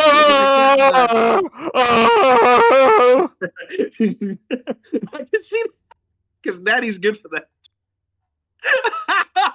I can see that. I can see that happening. It's gonna happen. TJ, you put it in my ear. I don't know what I just said. Next is Bianca Belair versus Asuka for the Raw Women's Championship. Asuka's gonna use her miss, blinds Bianca Belair. Bianca Belair's gonna hit a blind KOD, and she wins. Ironically, I think Justin's on to something there with that booking. I can just picture that too. I can picture that shit too. And it's just like, and then what? Who does Bianca face next? She's beating everybody. Who? Man. She's the Raw's Women's Champion. She's on fucking SmackDown. Yeah, I mean, we got. I mean, that's one problem, but we got bigger fucking issues. Who the fuck is going to challenge this bitch next? I don't know. She dogged out Bailey 3 times. About to dog out Asuka twice. Like who's there? Who's there left? B-Fab. B-Fab. Oh, good lord. I swear to, you know it. I swear to God, if we see Lacey Evans. Oh, you getting fat on me. God, man, if we see I'll stop doing that. Oh my God. Nah, if Lacey Evans was Phoenix Marie, then that, different story. I mean, you got Charlotte Flair. That's the only other one. But God. They're saving that for WrestleMania next year. I'm willing to bet. I know. Or SummerSlam. Why would you have this rematch so fucking soon? They got to bring up someone from NXT, man. Especially since Asuka hadn't had a chance to get over that loss, really. So it's just like beating Zelina Vega. I could do that in my sleep. And the Dakota Kai being injured kind of threw a monkey wrench into it because I think she could have had a shot too. Right. Yeah, this is fucked, man. This is a disaster. This is so fucked. Because you got Shotzi, you got Zelina. Mm. Who? Tamina? Oh God, kill me now. Mish will love that. Mish will love that. I mean, Mia Yim, yeah, cool. I mean, Mia Yim's not gonna win, but at least the match would be fine, and I think the promos would be pretty good too between the two. SmackDown's women's division fucking sucks. Now y'all know why I want one fucking women's title, because this shit is for the fucking birds, mate. Oh my God. I mean, you got Alba Fire and Isla Dawn, but they're a tag team. They're a tag team, and I want them as far away from that shit as much as possible. So just have Roman go take the title off of her. Shit, or I could be the man for the job. Montez Ford might not like me after this, but something's got to be done about this. And then I'll get down the middle of the ring and let Shotzi pin me. Come on out here, Shotzi. Roman's just like, I'm going to go to Bianca Belair. I'm going to smash her. Paul Heyman, but you're not in the women's division. And the Roman's just like doing the Birdman hand rub. yeah, he's going to change his name to Romina. Romina Reigns. Hooah! Hooah! Doom. Doon. Next is Gunther versus Mustafa Ali for the Intercontinental Championship. Gunther's winning. It's gonna be a good match. I'll say this. I'll add a little to it. Gonna be a good match. Gunther's winning though, so yeah, without a shadow of a doubt. And he shouldn't lose. He shouldn't lose. He's just gonna smack the shit out of Ali for 5 minutes straight. I'm fine with that. So Gunther. I'm good with that too. Here are the triple main events coming up. Kevin Owens and Sami Zayn versus Roman Reigns and Solo Sikoa for the undisputed WWE Tag Team Championships. All right, finally we can talk about something.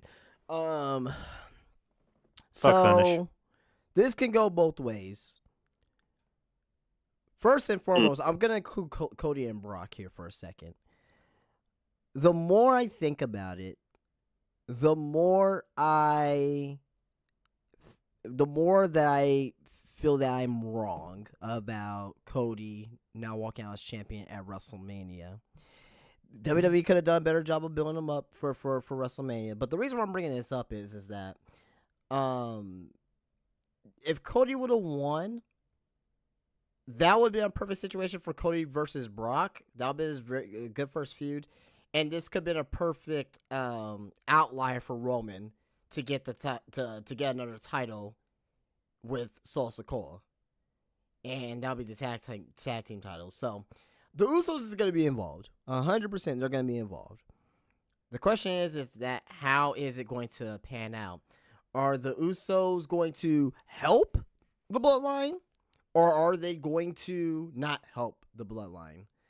It depends what happens. SmackDown, I know it's taped, but I got to see how it plays off on TV. It really depends what happens on SmackDown. And what the final go home segment is and how that's gonna work. But for now, I'm gonna say that Sami Zayn and Kevin Owens is gonna win this match though. If the Bloodline Jesus Christ, if the Bloodline wins the tag team titles, that means that's another title that Roman doesn't have to defend. That means he'll be carrying 4 titles. I just don't see that. Yeah. And if you have the tag team titles basically off TV now, where are these tag teams like Alpha Academy, like Maximum Male Models, and the Club? Where are they fighting for? Absolutely fucking nothing. So they need something to fight for, and those are the tag team titles, and it will be it'll be one of the worst booking decisions that WWE can make.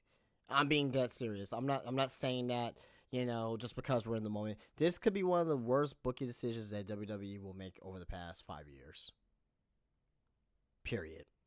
Because it's not needed. It's not necessary. You can move the story along without the tag team titles being involved in the Bloodline. I get the story that they're telling, but again, it doesn't need to be involved. And also this way, this could have Sammy and KO get their revenge on Roman too at the same time. So you can close that story out.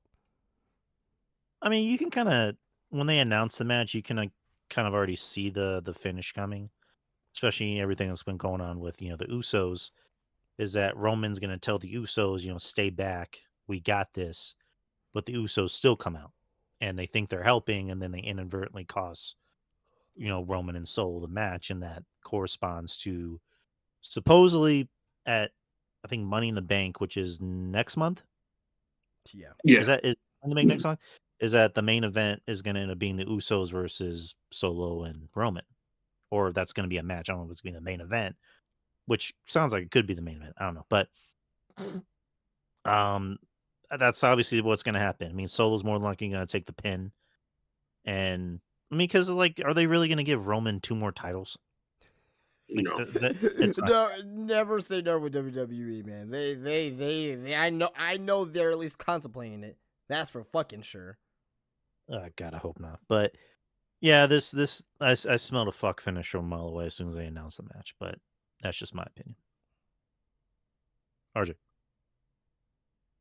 Yeah. I mean, like you guys said, definitely can go both ways. I just see the Usos fucking it up for Roman Reigns and Solo Sikoa by accident, and then we're gonna move on to next month and the shenanigans there.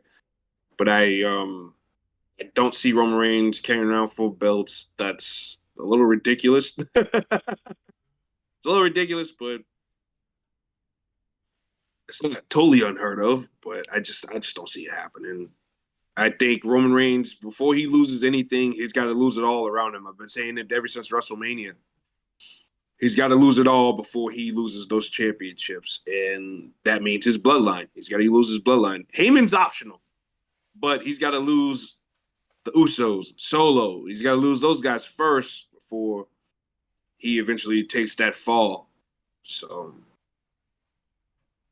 Kind of looks like that's where we're going. yeah, right. So Roman Reigns has been blaming everybody else for the Bloodline's downfall, but at the end of the day, he's the reason why the bloodline will fall. It's all Roman. So there you go. And because RJ, before you got on, I had mentioned what happened on SmackDown when Roman left. He bumped into Solo, and then he had that look of like worry that he bumped into Solo because, deep down he's kind of. It seems like he's scared of Solo, like he doesn't want to fuck with him because Solo isn't afraid to hit him back. Solo is like that. Reminded me of Triple H and Batista from back in the day. Triple H did everything he could to try to avoid Batista. And they just, I don't know, when that happened and I saw that, I'm like, that just gives me Triple H and Batista vibes from 05. I mean that's similar, but it was kind of different because Triple H wasn't afraid to get in Batista's face and tell him something, whereas Roman seems like he's afraid to tell Solo something. Yeah. You know what I mean? Like, I didn't hate it, but it was one of those things I'm like, well, that's random, but that's interesting because it sets up a future match down the line. Well, they've been teasing tension. Well, not tension directly, but they've been teasing something there between the two. Like even when Solo, the end of that WrestleMania commercial, the Goodfellow one that they did, Solo talked back to him towards the end of it. So I don't know. Like obviously they're gonna be doing something there between the two. When I don't know, but it's gonna happen. It's weird that he's silent. I mean, it works for him because he's the big silent, brooding guy. That's more of the muscle. But it's like the guy can talk. Like he was in NXT. Like he could actually talk. Yeah, he's cutting promos, very very much like his brothers, and more of a trash talky, I'm gonna get inside your face type thing, So he can definitely talk. I was looking at one of his promos from NXT sometime last week, and as a matter of fact, the promo he was cutting on Carmelo Hayes and Grayson Waller about how he got next and how he was gonna be the new North American champion. If Melo give him his match. So yeah, no, Solo can talk. But sometimes less is more. And the fans are gonna probably love Solo Sikoa a whole lot more whenever he does start talking more. So that's good. You don't blow your load all at once. I mean, I do, but But so let's move on to the next match: Cody Rhodes versus Brock Lesnar singles match. Brock's gonna win. I think this may unfortunately go into SummerSlam. So I think this may go to SummerSlam possibly. Money in the Bank. Oh, maybe they'll do it again, Money in the Bank, but but I don't know. I mean, I think it can go to Money in the Bank. I mean, because Brock's been very active on WWE television lately. Like usually, it'll be a thing of Brock's back, but then he'll be gone for 3 weeks. Like lately, he's been more active. So yeah, he's been on just about every week since this thing really started. Yeah. I wouldn't mind it going to Money in the Bank because Money in the Bank's going to be in London, and you need your big stars, and Roman's more than likely going to be there. So why not Brock and Cody? I mean, it would make more sense if it's the rubber matches at Money in the Bank. Brock's winning. Yeah. Well, no, I know he's winning this match. I know. I just don't want. I'm sick of this fucking feud, man. Ever since let's let's say, yeah, no, like ever since this feud has started, Cody has been. I'm sorry, man. Like like, I may be the only one. I don't give a shit, but he is going declining more and more and more. He's still getting the crowd reaction. I'm not saying that he's not popular. I'm not saying that he's getting good crowd reaction. I still want Cody to succeed. It's just that the way he's being portrayed on TV, Cody in AEW, Cody was smart. He did take unnecessary risk, but he was smart. He didn't look stupid. WWE Cody, at this particular point in time, at least, he's looking like one of the dumbest baby faces I've ever seen in my life. So, Could it be a thing of blind rage? Because that's what I was thinking. Because somebody else was talking to me about it too. I'm like, why are they making him look dumb? I said, well, is it maybe perhaps blind rage? if that's the case, then he's had moments in AEW before where he was that pissed off and he didn't do that. Or Malachi Black and setting himself on fire and stuff like that. Yeah. Yeah, I mean, like, he always have, like, a plan. Like, he'll come out and attack him, yeah, and he wanted to fight. But, like, if he had a broken arm, like, he wouldn't come back out, like, in the next 15 minutes and try to, like, fight him again. Like, they'll come pro backstage the next week, be like, hey, you know what, Tony? Hey, I have a broken arm. I want to get back at Malachi, but, just right now, I don't know if that's the best time, but be sure enough, whenever I'm ready, whenever I'm fully recovered, I'll sure enough to be attacking Malachi. You know what I mean? Something like that. No, WWE is like, no, I get my arm broken, then 15 minutes later, I'm going to come out and get put in the Kimura lock, then another, 10 minutes later, I'm trying to, it's like, fuck, man. They try to bring in Triple H to make us care more, and it's really, I don't really care. I don't care about this feud. That was by design, actually. What if Triple H has been behind this whole thing? No, he may have. I don't know. He may have, but it's just to me that whether if Triple H is behind this or if it's Vince or if it's half and half, I still don't like it, regardless. Yeah, man. I want you to go ahead and stick the faster that they're done with this storyline, the better. Get Cody onto something else, man. Just get Cody on something else. Like this is not it. This is not the Cody that we envisioned. Like, did anyone envision him coming out of WrestleMania, win or lose? Did anybody envision this for Brock Lesnar? I asked for adversity. I didn't ask for this bullshit. I just asked for some adversity. I didn't ask for broken arms and fucking, like, getting screwed out of, title shots, and I'm not asking for that. I mean, isn't that adversity? It is, but it is one of those things where it's one of those things where it's lazy. It's lazy. Hey, you want to try to get, you want to try and make this feud epic? Call Brock Lesnar. When it's not needed. They could have done this way about a whole nother way. Like, if you enjoy storyline, hey, you know what? God bless you. If anyone enjoys storyline, then hey, God bless you. It's not for me. It's not what I anticipated, right? What I mean by adversity is like, okay, if Cody were to go up against Brock Lesnar, this is how I would have set it up, right? Of course, have Brock Lesnar kind of beat up Cody or whatnot. I was okay with that beatdown, even though I was kind of questioning. I was like, okay, but I'm okay with the beatdown. You want to know how you set up adversity? You have Brock beat Cody the very first match. You have Brock beat Cody the very first match, and have Cody start questioning himself. He's like, man, everything's going, bad for me. I came back and, I tore my pec, and and I came back and won the Royal Rumble. I was on the high. Then I lost against Roman. Then now I'm going against Brock Lesnar, and I lost against Brock Lesnar. I don't know if I have it no more. I don't know if I was meant to win the world title. Then you start creating that story where it's like, oh shit, Cody's down himself. Oh shit, Cody. I don't know if Cody can beat Brock Lesnar. Then he comes back. Maybe they could have done like an injury angle or something like that. Then he comes back maybe about a month or two later, challenge Brock Lesnar again, and then he beats Brock Lesnar. He slays the beast. Then from there, you can start building Cody back up from the bottom and going on up and maybe challenge for the world title or maybe get traded to SmackDown, wherever the case may be. But what they're doing here is this is not the way. It's too overbooked.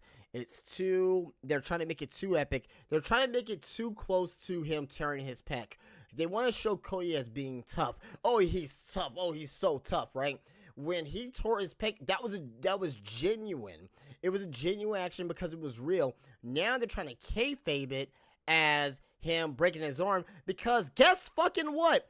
If Cody breaks his arm, right? He goes up against Brock Lesnar. Let's say he beats him here at Night Champions, even though I don't think he does. But let's say he beats him. Then what? He has a broken arm. Does he take time off? Does he go away for a while? Or does he just keep wrestling with a fucking broken arm every week? And he comes up every week doing the wall with one arm. And you have his opponents keep attacking his arm. Then magically, a month later, his arm is magically better. I'm sorry. I just don't like this. Yeah, I mean, on paper, this should have been a lot more interesting than it was. Because I wasn't a fan of their Backlash match. I mean, partly because you had Bad Bunny come out here and he was basically God in Puerto Rico. And then you have this match main event. And it's just like, they did the best they could. They tried to tell a good story, but it's just, it didn't hit its mark. And the ending was just very odd. It was a very odd ending. So I agree with your points. If you really want Cody to have adversity, have him lose. But then there's going to be the people that think, well, Cody's getting buried. It's those people are not worth my time because they don't know fucking wrestling. So apparently not. I mean, they don't really, but it's just like, yeah, Brock's going to win it. Plain simple, Cody's gonna. The whole point of the match is Cody has one arm, and eventually Brock's gonna win, and then they're gonna have their rubber match at Money in the Bank, more than likely. Yeah. So, yeah. And the next match, what I'm assuming is the main event, the final for the World Heavyweight Championship: Seth freaking Rollins versus AJ Styles. Oh no, this is gonna main event. I think it's definitely the Bloodline. Either they are opening up or they're closing. But regardless, though, I want AJ to win. AJ to win. And maybe before last Friday, I will predict AJ to win. But I'm going to predict Seth. But if AJ wins, great. I just think that with the whole... With other people challenging him, right? I mean, I know he's going against Karrion Kross on Friday. I mean, if you guys want to see the results, they're online already. But you've already seen it. Yeah, so there's that. But Grayson Waller is the wild card here. I'm not saying that he's not going to interfere in the match or anything like that. I hope not. I hope they don't fly him all the way out to Saudi Arabia just to do an interference spot. That'll be kind of stupid. That'd be really stupid, actually. But to me, though, I just think that, they just kind of did a dead giveaway. But they're in a perfect position right now to have AJ Styles win, to do a trade for AJ Styles and the OC and Mia Yim in a trade for Cody Rhodes to get Cody back on SmackDown for Roman. And it doesn't affect the Brock feud because Brock is a free agent too. So, but I think Seth's gonna win this. I mean, I'm with you. Where it's just like either way, I'm fine with it because I love AJ. I'm a fan of Seth. My whole thing is just I think it's just too obvious that Seth is gonna win. And I mean, I know it's WWE. WWE every now and then likes to throw a monkey wrench into things, and maybe Seth shooting the movie might come into play, but then again, he's not playing a huge role in the movie as far as I know. But I just think it's too obvious that he's gonna win. I hope I'm wrong. I hope the AJ does win, but yeah. And it seems like they want to reward AJ. I mean, because he missed the Rumble, he missed Mania, and he's AJ. He's AJ freaking Styles. The guy's a physical freak. The guy's an athletic freak for like being in his mid 40s, and I would love to see AJ win the title. But if Seth wins it, I'll be happy. I'll be just as happy. But I'm gonna go with AJ because I just think it's too obvious that Seth is gonna win. RJ. Yeah. Oh boy. Like I'm with you guys in a sense where either way I win because I like both guys. Like Seth Rollins is just as hot as he was a few years ago, if not hotter, due to the theme song and among him just putting on good work and stuff like that. AJ Styles coming off of injury, missed a lot of time, but doesn't look like he's missed a beat. And I definitely agree with your point there of AJ Styles is a fucking freak, bro. And he's not showing any signs of slowing down. So Give me 1 second. I think that you guys are right. It's too obvious if Seth wins it, but I think he's gonna get it. That they're gonna reward him for really finding his way, still sticking with the company, and for putting up with a lot due to Roman Reigns being on the other side. So I just think that Seth's gonna get it. Yeah, me too. Me too.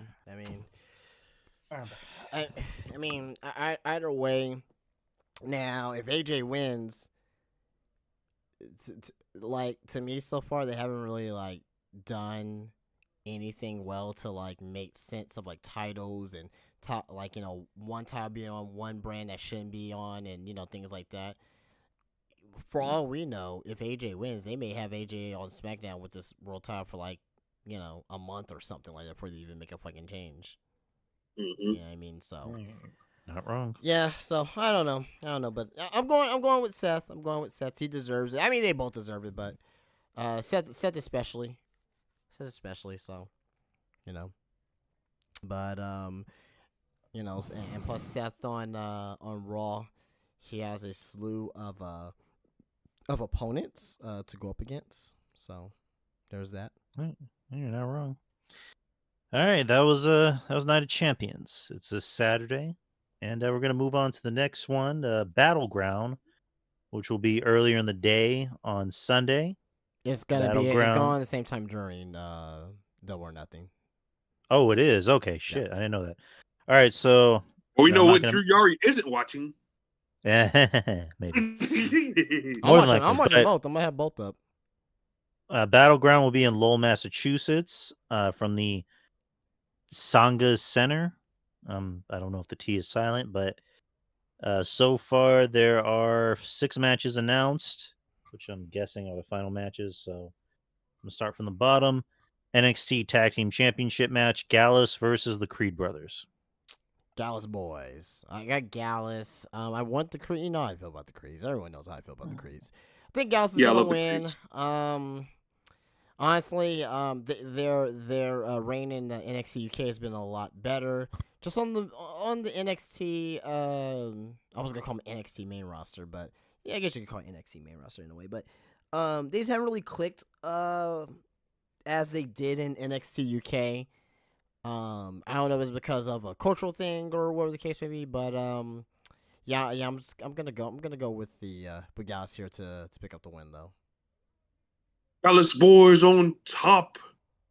Yeah, I agree with you in a sense, but Gallus, honestly, to me, in my opinion, even looking back on NXT UK stuff, Gallus is really over because their fucking theme song back in NXT UK, man. Oh yeah. Hey yeah. Like, I don't know. I like Mark. I like the Coffee Brothers. Wolfgang. I like Wolfgang. But I like the Coffee. Wolfgang. He's not great, I like him. I like the Coffee Brothers. I think they're two, badass motherfucker. And Wolfgang, to his credit too, he's a bad man too. But I agree with you. There's a little bit of a connection problem there, and I love the Creed Brothers. I think they're fucking great. A lot of people are shitting on them, bland, generic guys, blah blah blah blah blah blah. But these guys are fucking freaks, bro. Both of these guys. Monty wanted to split them up, And I was like, Monty, I'm like, they just started wrestling like 2 or 3 years ago. You want them to split up already? Like, calm down. Then they split them up, and then they do nothing with Julius right away. Then you gonna be mad. So I told them, chill, like let them get the most out of each other as a tag team before you go splitting them off. But I agree with you. I think Gallus will keep it here. They beat the Creed brothers, a team that's been flag wavers for the NXT brand ever since a couple of years ago, and I think that might get them a little bit of heat there. So let's see what happens. But I definitely think Gallus is on top though on this one. I'll just go with Gallus because you guys are saying Gallus. So, and kind of sounds like the Creed brothers can maybe be moved up to the main roster after this. Could be. I wouldn't rush it. Though. I mean, I will like them too, but if so, why weren't they drafted? Yeah, I wouldn't rush it right now either. It's just if they wasn't drafted, I wouldn't do it now here either, unless they wait until after SummerSlam. Yeah, fair enough. Next is a last man standing match with Ilya Dragunov versus Dijak. Oh my God! This gonna be fun, man. Crazy. I got Ilya winning. This, actually. I got Ilya winning. This is gonna be a hard hitting match. This is probably gonna be, to me, if this one and Noam Dar versus Dragon Lee are the ones I'm most excited about. Actually, the North American title match as well. Like, I'm super excited about that too. Like, this card in general, like, it's to me, I think it's a very underrated card. You're taking a chance with two women who haven't been in this position at these particular stakes on pay-per-view, going up against each other. That's gonna be a good sight to see as well. But as far as this match is concerned, I got Ilya Dragunov winning. These guys had a great match on NXT a couple weeks ago. But for the record though, I do got Ilya Dragunov winning. But it's gonna be a great match. Yeah, same. I got Dragunov winning, but they gotta give Dijak some big wins. He's been losing a lot of big matches, so they got to give Dijak a big win here soon. But I agree with that. I think the mission is to get Dragunov over. So I mean, he's already over, but get him over to the point where he can challenge for a championship next. And I think he does that by beating Dijak. Dijak ain't gonna get pinned, so he can afford to kind of lose in that way, but still, they're going to have to get Dijak going too, because he can't just keep on losing all these big matches. I agree. I mean, he's got some justice to inflict, but Jesus, he's got to win matches too. I mean, I'm pretty sure he can't just keep fucking everyone's wife. Like, he needs something, but exactly. But I mean, I agree. I mean, this is the kind of match where you don't have to worry about getting pinned, obviously, but it's like, I think if they gave Dijak a win in this match, I'd be fine with it. Me too. I love Ilya, but Ilya can afford to lose a match. So I'm gonna go with Dijak in this one. This is gonna be a fun match to watch. Next is a triple threat match for the NXT North American Championship: Wes Lee versus Tyler Bate versus Joe Gacy. I got Wes Lee. I don't really see Wes Lee losing the titles anytime soon. The only person I really see him losing the title to is probably Dragon Lee at this point. Right. But this match is gonna be good, very good, very very good. Tyler Bate, I mean, we know how great Tyler Bate is. You know what I mean? He's been main roster ready forever. Joe Gacy, despite what people think about the gimmick itself, I think he's a damn good wrestler too as well. And Wes Lee has really come into his own, ever since Nash Carter left WWE and how he got screwed over by that, but he really turned himself into a global single star on the NXT. So I got Wes Lee winning and continuing his reign. I'll go with Wes Lee. He's doing pretty fine with his reign. I like Tyler Bate. I think Tyler Bate's really good. He makes everything look believable. Joe Gacy, I've never been a fan of personally. Not just the gimmick, but just him. I don't know, just something about him just doesn't work for me. Because But he's I'm fat. gonna go with Wesley. Just because he's Well, fat. well, I'm fat too, so that has nothing to do with it. Oh, Casey. Somebody was, I seen the in the YouTube section for his entrance. This one guy puts all the entrances out for all the shows, and somebody was like, "I would be more of a fan of Joe Gacy if he got himself into some better shape." He said, "Holy fuck, his gut is out of control." I was like, "Oh my god, that's funny as fuck, man." Oh man, it's crazy. But nah, the triple threat match should be really fun. Gacy's a good wrestler. I think Gacy needs to pick better wrestling attire. Myself personally, I thought him wrestling in the slacks and all that stuff was actually a better look than what he's got going on now. But that aside, this should be fun. Gacy's a good wrestler though, very agile for bigger guy, and his finish is probably one of the I don't know. Like I pop every time he does that. What he calls it, the upside down frown or whatever the fuck he calls it. Yeah, like that handspring into the lariat. That joint's it's pretty nice. It's really nice. I think Wesley gets the win here, but I think him and Bate go 1-on-1 the next show, the next pay per view, maybe. That'd be fucking good. Yeah. That'd be great. Oh my! Tyler Bate's one of my fucking favorites, man. He really is. And I showed a casual wrestling, like a couple of my friends are casual wrestling fans. And I showed my friend Morgan Tyler Bate match. As a matter of fact, it was Tyler Bate versus Walter at Cardiff. And that match is so fucking unbelievable. Anybody that's ever saw it, you know it. And if you haven't seen it, you should do yourself a service and go watch it. I showed it to her, and she's like, I'm a fan of that guy. He is so small, but he made everything look so believable. And I'm like, he does. Speaking of Joe Gacy, he was a former Evolved Tag Team Champion with who? Eddie Kingston. Yep, Eddie Kingston. The Unwanted. Both fat fucks. I'm playing. Eddie Kingston. All right. You already just not like Eddie Don't Kingston. call me fat, yo. He doesn't like Eddie Kingston. Don't I call me like fat. I like Eddie Kingston. Okay. But I just don't. Hold like on a second, Joe- guys. Go ahead.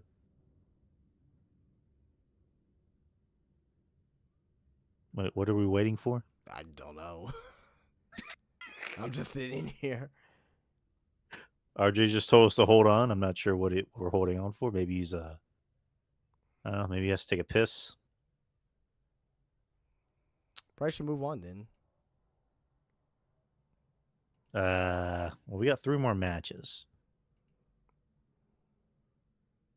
Well, I guess RJ wants to go tinkle.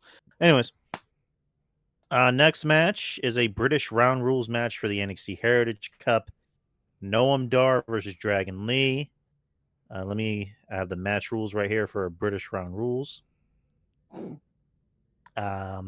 Matches consist of 6 3-minute rounds with 20-second breaks between each round. Matches are 2 out of 3 falls. Falls can be won by pinfall, submission, or countout.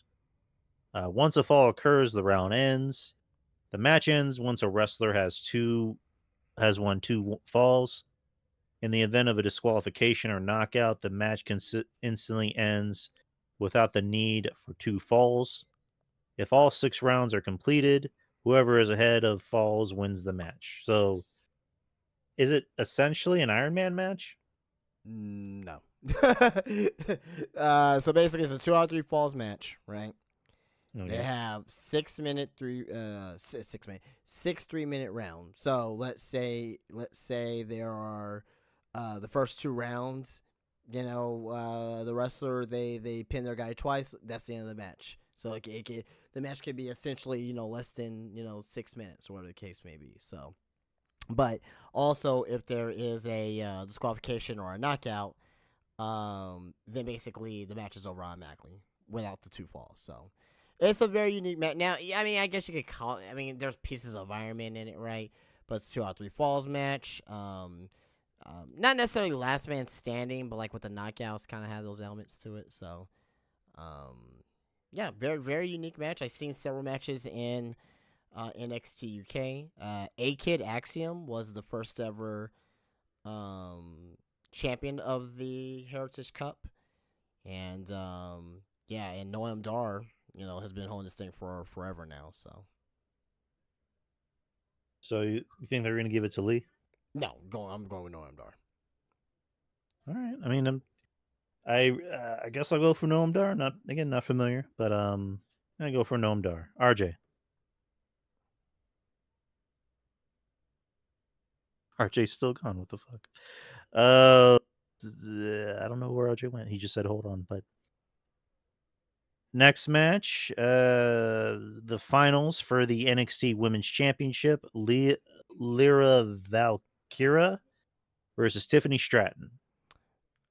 So Lyra Valkyria and Tiffany Stratton. I'm going with Tiffany Stratton. They kind of, it's her time. She's hot right now. I mean, literally and physically. But it's her time. Lyra Valkyria, they could make the babyface win here, but and she's great at what she does as well. I really like Lyra, but I think the fans is really gonna go for Tiffany Stratton in this match. I don't think not too many people know or really care about Lyra like that. But the storyline is with Lyra's knee, so pay attention for that in the match. But at the end of the day, I got Tiffany Stratton walking out as the women's champion.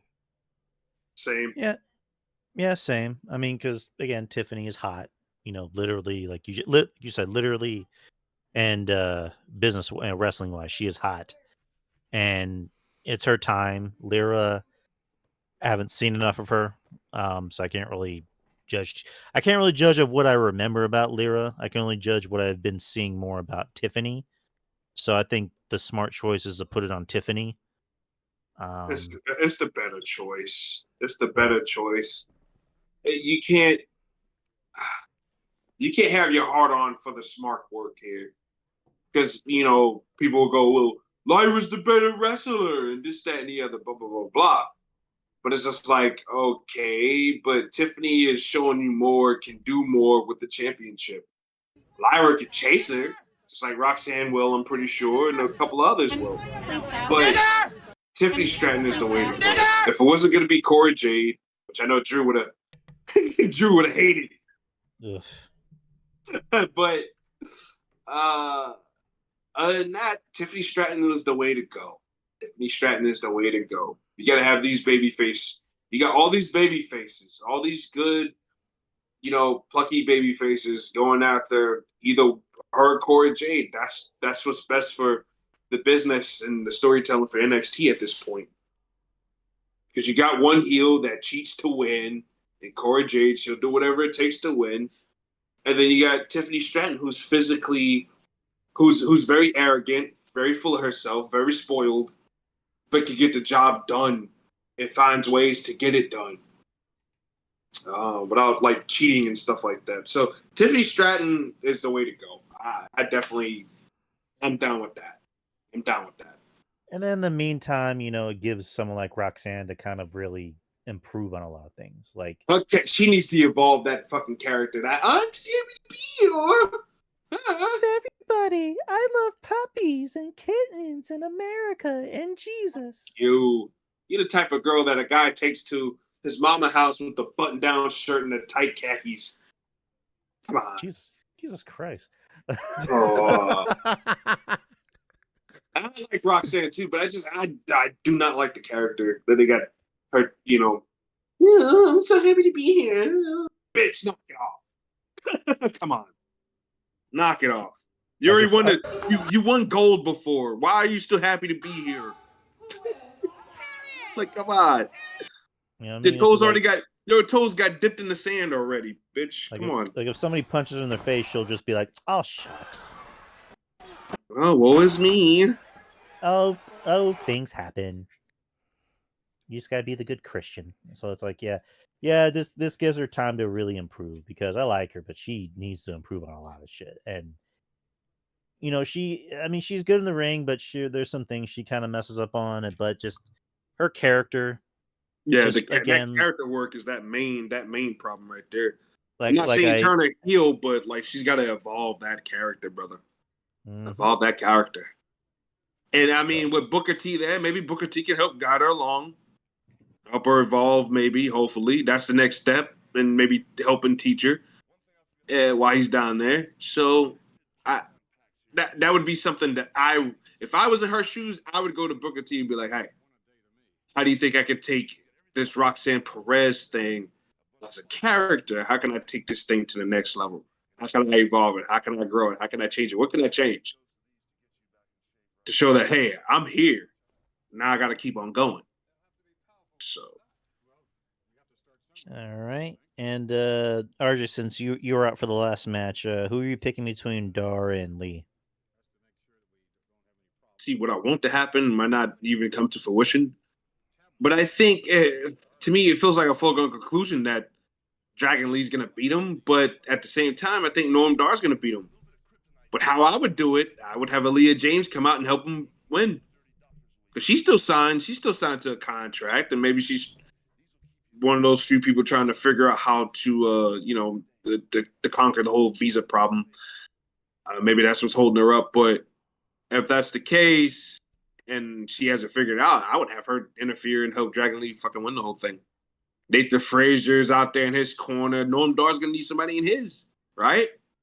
And what better way to make an impact? But by the end of the match, she comes out, fucking low blows fucking Nathan Frazier. He makes the fucking face, slumps over. Dragon Lee's like, what the hell? And then fucking Aaliyah James with a sick ass smile on her face. Noam Dar catches him with the fucking Nova Roller 1, 2, 3, take it home. And you can do a rematch or something like that down the line. But Noam Dar's got his main piece. Now he's got two angry people who want something from him. Nathan Frazier wants, you gotta put your hands on my balls. I want to kick your ass, motherfucker. And then Dragon Lee, y'all fucked me over a little bit too, so I'm gonna kick your ass too, motherfucker. Oh, she is cute. I'm looking at her right now. She's pretty cute. She is cute. She's the first ever light skinned girl I've ever seen with fucking like freckles before. She's cute as fuck, bro. So love freckles.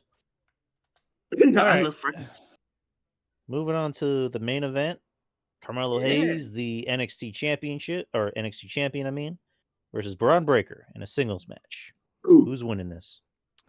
I want to say they want to give Braun Breaker her shot and have him, do the heel run as champion, but that'll be kind of going backwards for me and kind of like shit on what Carmelo is supposed to be, is like the new face of NXT. So I got Carmelo Hayes winning. Right. Same. I got him winning. And like Justin said, that's just regressing. You're going backwards. We gotta set Braun Breaker on the path to the main roster at this point. And Carmelo Hayes has to be the face of this brand until he's ready to go up to the main roster. So we have to take the next step into that, and he has to beat Braun Breaker. He has to beat arguably one of the better NXT champions within the last, year and some change. And he has to do that in order to establish himself as a true NXT champion. And I hope to God that Trick Williams stays in the locker room. Yeah, because that feud's brewing with him and Carmelo. Yeah. Even though, because, from even the little smaller things, like Apollo Crews giving him the advice a couple of weeks ago, which I liked, by the way. I thought that was pretty cool. Despite their problems in the past, I thought that was pretty cool that Apollo Crews gave him some advice.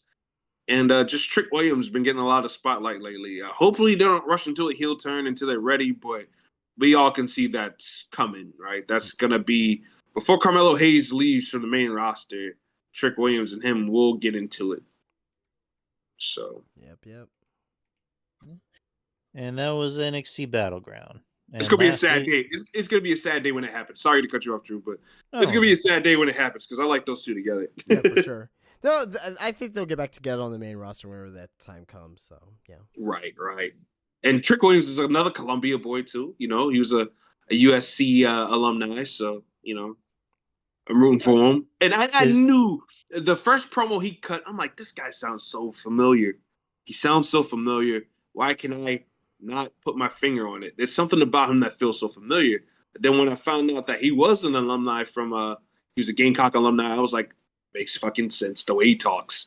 You guys are still the Gamecocks. Yep. So, kind of funny story about that before we get to Double or Nothing. My sister, a long time ago, she took a trip to South Carolina, like a very long time ago, and she brought me back a hat. And she was like, "Oh, I got you this hat." I was like, "Oh, it's pretty cool."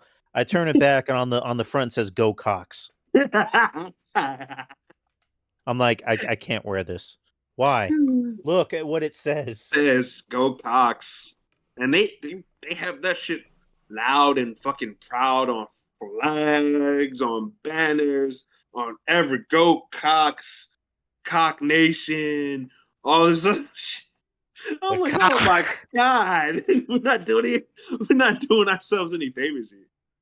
Oh my god. I think I still have that hat somewhere in storage, but it's funny. Mm-mm. All right, so Double or Nothing AEW is this Sunday, May 28th, in Paradise, Nevada, at the T-Mobile Arena. To be honest with you guys, Vegas. Because of all this talk about AEW Collision and All Out and All In and the Forbidden Door, I forgot Double or Nothing was even going to be a thing this year until they brought it up last week. But go ahead and continue, buddy. So far, there's 9 matches. I'm pretty sure there's going to be 3 more matches announced because. Oh boy! Because fuck it. Nah, I mean they're gonna have the pre-show matches, like maybe like 1 or 2 pre-show matches, but I think 9 of the main card is probably gonna be that. Hope so. All right, so let me start at the bottom. Adam Cole versus Chris Jericho in an unsanctioned match. Sabu will be in Adam Cole's corner. For what? So that's Adam, the part that doesn't make any sense. Because he's gonna screw over. And then we're gonna get Adam Cole versus fucking Sabu. Sabu and Chris Jericho, they did have a feud in ECW, so. But Adam Cole has buddies. Roderick Strong. I mean, granted, he needs more, but I mean, yeah, Roderick Strong's gonna be there. So is Sabu. I'm not seeing the correlation there for because not in Philly. It's not like it's in ECW country. I agree 100%. But yeah, this is. I think it's not necessarily Sabu and Adam Cole relationship. It's Sabu and the Chris Jericho feud that happened in ECW. These two old fuckers are gonna go at it one more time. We're gonna see one last triple jump moonsault before Sabu breaks his neck. I love Sabu too, but it's just like, come on. I love Sabu. Don't get me wrong, but once again, we got to make sense of this. And I mean, it's very possible we can get Jericho and Sabu out of this. I see Sabu turning on Adam Cole and Jericho winning. Well, that sucks. That makes Adam Cole like a dumb babyface then. Well, I mean, AEW and WWE, they that's one thing they do alike. They have dumb babyfaces. As of late, AEW probably does it the worst. It's the same. I don't really see a difference. Did you see that match last week? They're both fucking terrible. You see when Roosh grabbed Jungle Boy's cock last week on AEW? Yeah, that was. That was crazy. Jesus Christ. That whole match was fucking crazy. I couldn't believe it. It made Jungle Boy look like a J-Bro, which was the opposite of my fears. I thought Roosh was going to look like a J-Bro, but Jesus Christ, Roosh must have heard me talk. He's like, you know what, fuck this. No pasa nada. Jungle Boy, you're a fuck barrel. Fucking just destroyed him, but we're going to continue, Drew. My fault. All right. I guess I'll go with Jericho on this one. Next is Ethan Page and the Guns versus the Hardy Party. Isaiah Cassidy and the Hardy Boys. If Hardy Party wins, Matt Hardy will own Ethan Page's contract. Again with this stupid ass storyline with the owning the contracts. I thought the final deletion, which I will say that was a fun one. That deletion, of course. That was so fun. I liked it, but yeah, that I have no problem with that whatsoever. That's cool. But this whole Matt Hardy owns the contract, and Andrade owns the contract, and Stokely Hathaway owns the contract. Like this whole thing, that needs to stop. That needs to end. Yeah. Just end this shit already, please. Yeah. Well, Nobody I don't think it's gonna end because I think the Hardys are gonna win. So they're all losers anyways. I mean, so who gives a fuck anyways? Jesus Christ. Is Jeff Hardy's first pay-per-view back? Like they're gonna pull him over. So yeah, the Hardys are winning. This is gonna continue. So. Oh God, we gotta see Jeff Hardy like do spots. Not even. I love Jeff Hardy. I don't know about the spots. I'm just saying that Matt Hardy's gonna own Ethan Page's contract. Jeff's gonna do a spot. I love Jeff, but come on, like Jeff's gonna find a way to do a spot. Yeah, he's gonna do that and fucking more of this nonsense with the contract shit. Just oh God, it was like when you saw Whitney Houston trying to sing her songs when she was on crack. Oh God, flipping around in the hotel. Jesus Christ. Next is TBS Championship. Jade Cargill versus Taya Valkyrie. Jade's gonna win. Yeah, Jade's gonna win. I still think the destination is Chris Statlander. Is had Bill, but it was Bill on Rampage and not Bill on Dynamite, so Jade's gonna win. And only 200 people watched that, right? 200,000, excuse me, watched that. So actually, this past week, I don't even think it got to 200,000. I think last week it had. Oh no, I'm sorry, 293,000. My bad. I thought I saw 100,000, 100-something thousand, but yeah. All right. Anarchy in the Arena match. Blackpool did you pick a winner? Did you pick a winner, Drew? Oh yeah, Jade. I said Jade. Oh, okay, my bad. Next is an Anarchy in the Arena match. Big Black Cock Club, whatever the fuck it's called.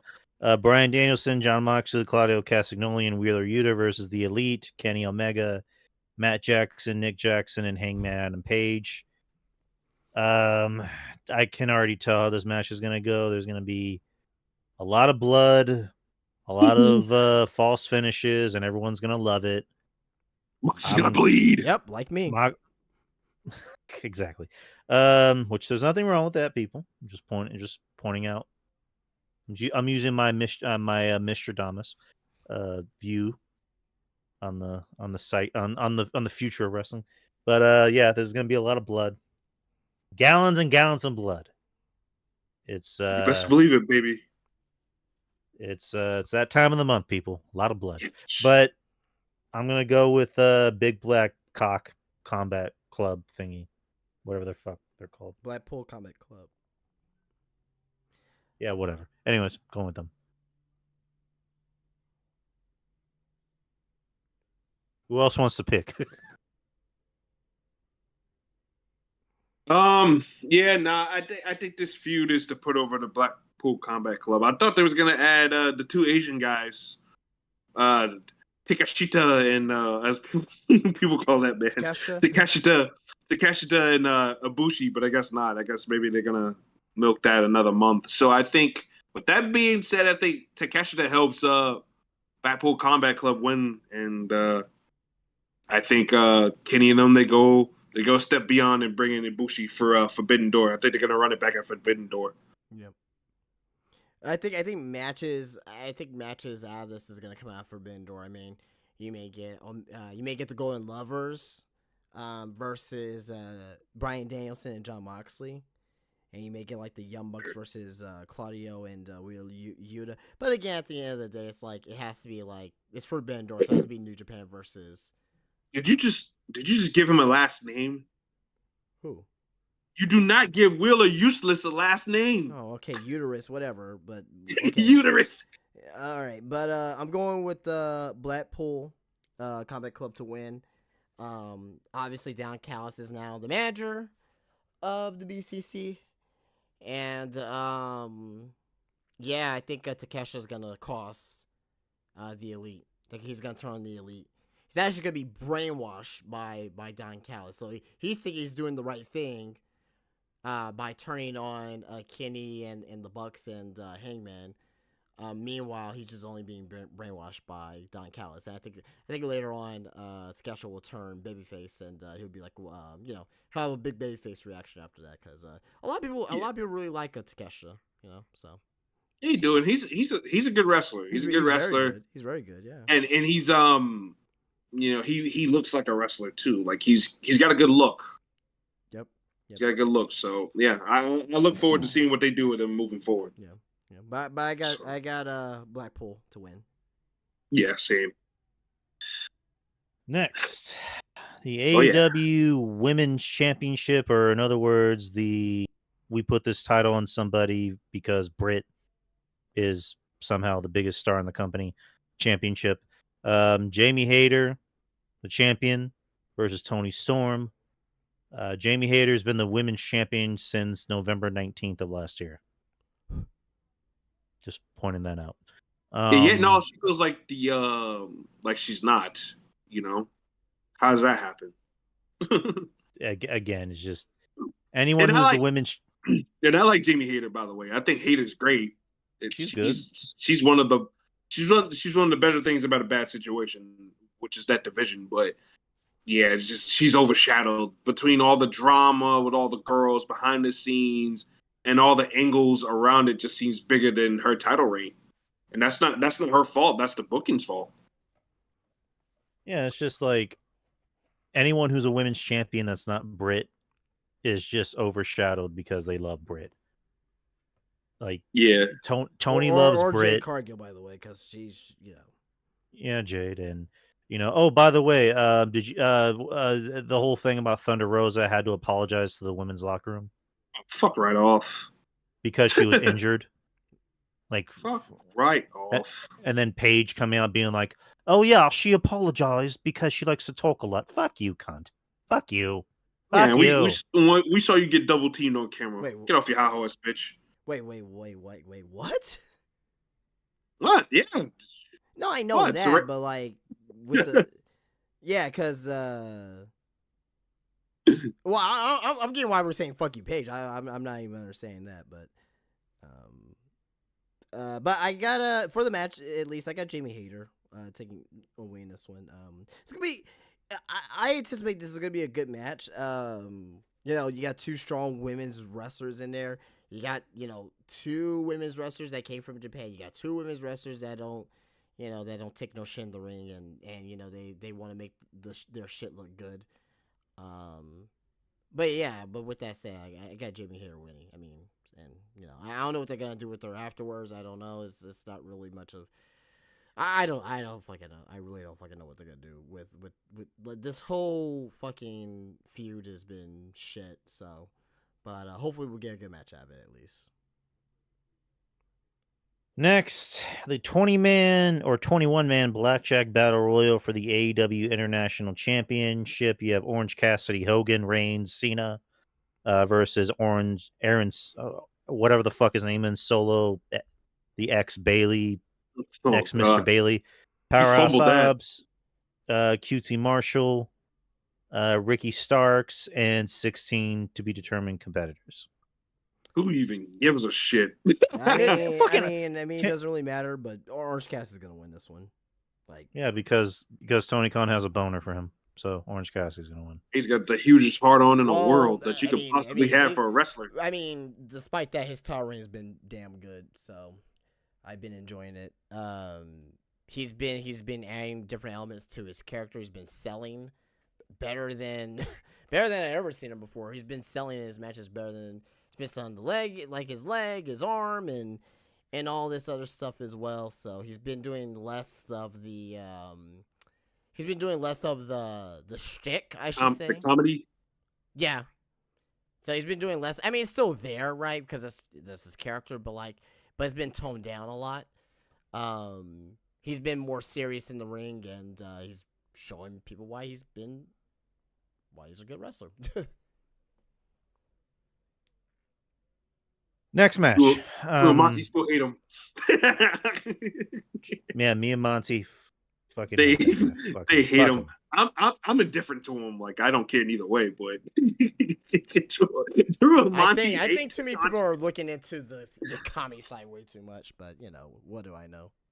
He fucking Yeah, sucks. I mean, it's different He doesn't tastes. suck. He doesn't suck. Like him. Like he's not. You're making it seem like he sucks in the ring. Like you He may not does. like his gimmick, but he's a good wrestler.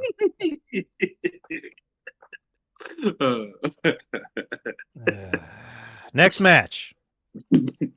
Ladder match for the AEW Who Gives a Fuck TNT Championship. Wardlow versus That's still a Christian. thing. Yeah. Yep. This title sucks, man. Like, good God. And oh my God, Jesus! I love Wardlow, love Hobbs, but their title reigns with this belt did not do them any type of favors whatsoever. I was Yeah, that's listening. I was disgusting. listening to Cornette before we started recording, and he talked about Wardlow. And he says, I feel like I'm the only one that notices this. Wardlow has chicken legs. Yeah, his Like legs are. Like he's got a big body and big arms, but his legs are like really tiny. Sounds about right. And yeah, Wardlow just they have ruined him. They have ruined him. They cut his hair. He looks like man. a regular man with that haircut now. Yeah, he cut his hair. Like I don't know, man, but He does not look like a beast anymore. For whatever reason, the long hair fit him. Him out there fighting Christian Cage in a polo shirt and goddamn slacks, I thought he was the goddamn janitor or some shit. Just super jacked. Goddamn janitor. I'm like, oh God, like what is this? And then him and Luchasaurus, I don't know, man. I love Wardlow, man. One. I got Wardlow in this match. Yeah, he's gonna beat Christian. I would be shocked if they put the belt on Christian. I wouldn't be shocked, but actually, I may pick Christian because like fucking Wardlow, he's just been like the punching bag of this title and this division. Mm-hmm. So I wouldn't be surprised if Christian wins, but I got Wardlow though. I got faith that we'll see Wardlow win this one. Yep. Maybe we'll get maybe and you got Forbidden Door coming up too as well, so they may want to put Wardlow versus Zack Sabre Jr., which I don't want to see, but yeah, I don't know. Oh, God. Or maybe they could do like Wardlow versus like Ishii. Love to see Wardlow versus his self-esteem. That'd be a much better match. I want to see Ishii. Ishii. There you go. Bankali. Bakali! I just love saying that. Next, tag team championship match for the AEW World Tag Team Championships. Mark Briscoe will serve as a special guest referee. FTR, the tag team champions, versus Jeff Jarrett and Jay Lethal. I'm back. Mark Briscoe, who smacked the dog shit out of everybody, even pie-faced Karen Jarrett. That's pretty fucking funny. Oh yeah, Karen made her debut last week. Fuck yeah. Oh my God. Double J, Jeff Jarrett. I'm back, baby. I got I want Jeff Jarrett and Jay Lethal to win these titles. I'm not gonna lie. Fuck it. Just why not? Fuck. You know what? I'm gonna go with Jeff Jarrett and Jay Lethal. Fuck it. Just give them the titles. Give them all the titles. Give him Jeff Jarrett. I want Jeff Jarrett to be the world champion, to be honest with you. Because Yep, Lord knows. Yeah. Right. I mean, we're gonna talk about the AEW title, but it's just like fucking just give Jeff Jarrett anything he wants. Double Just give him J. the fucking world title. just make him and Von Cully a fucking super power tag team. Oh man, that'd be great. Man, that'll be a sight Come to see. Tuesday. Seriously though, I'm going with FTR. Now this is one of the matches I wouldn't be shocked if they changed the titles and put on Jeff Jarrett and Jay Lethal just for the heat. But I don't know if FTR want to sign back to AEW for this to happen. So I think the AEW fans would not actually boo Jeff Jarrett. I think he'd get a pop. Because according to a lot of people that I know, that a lot of AEW fans don't like FTR bald. So, I mean, I don't know, saying. man. I mean, FTR bald. FTR is CM Punk's main guys, and CM Punk's coming back. So, You know, Is he now? I thought he wasn't coming back. Is he or isn't he?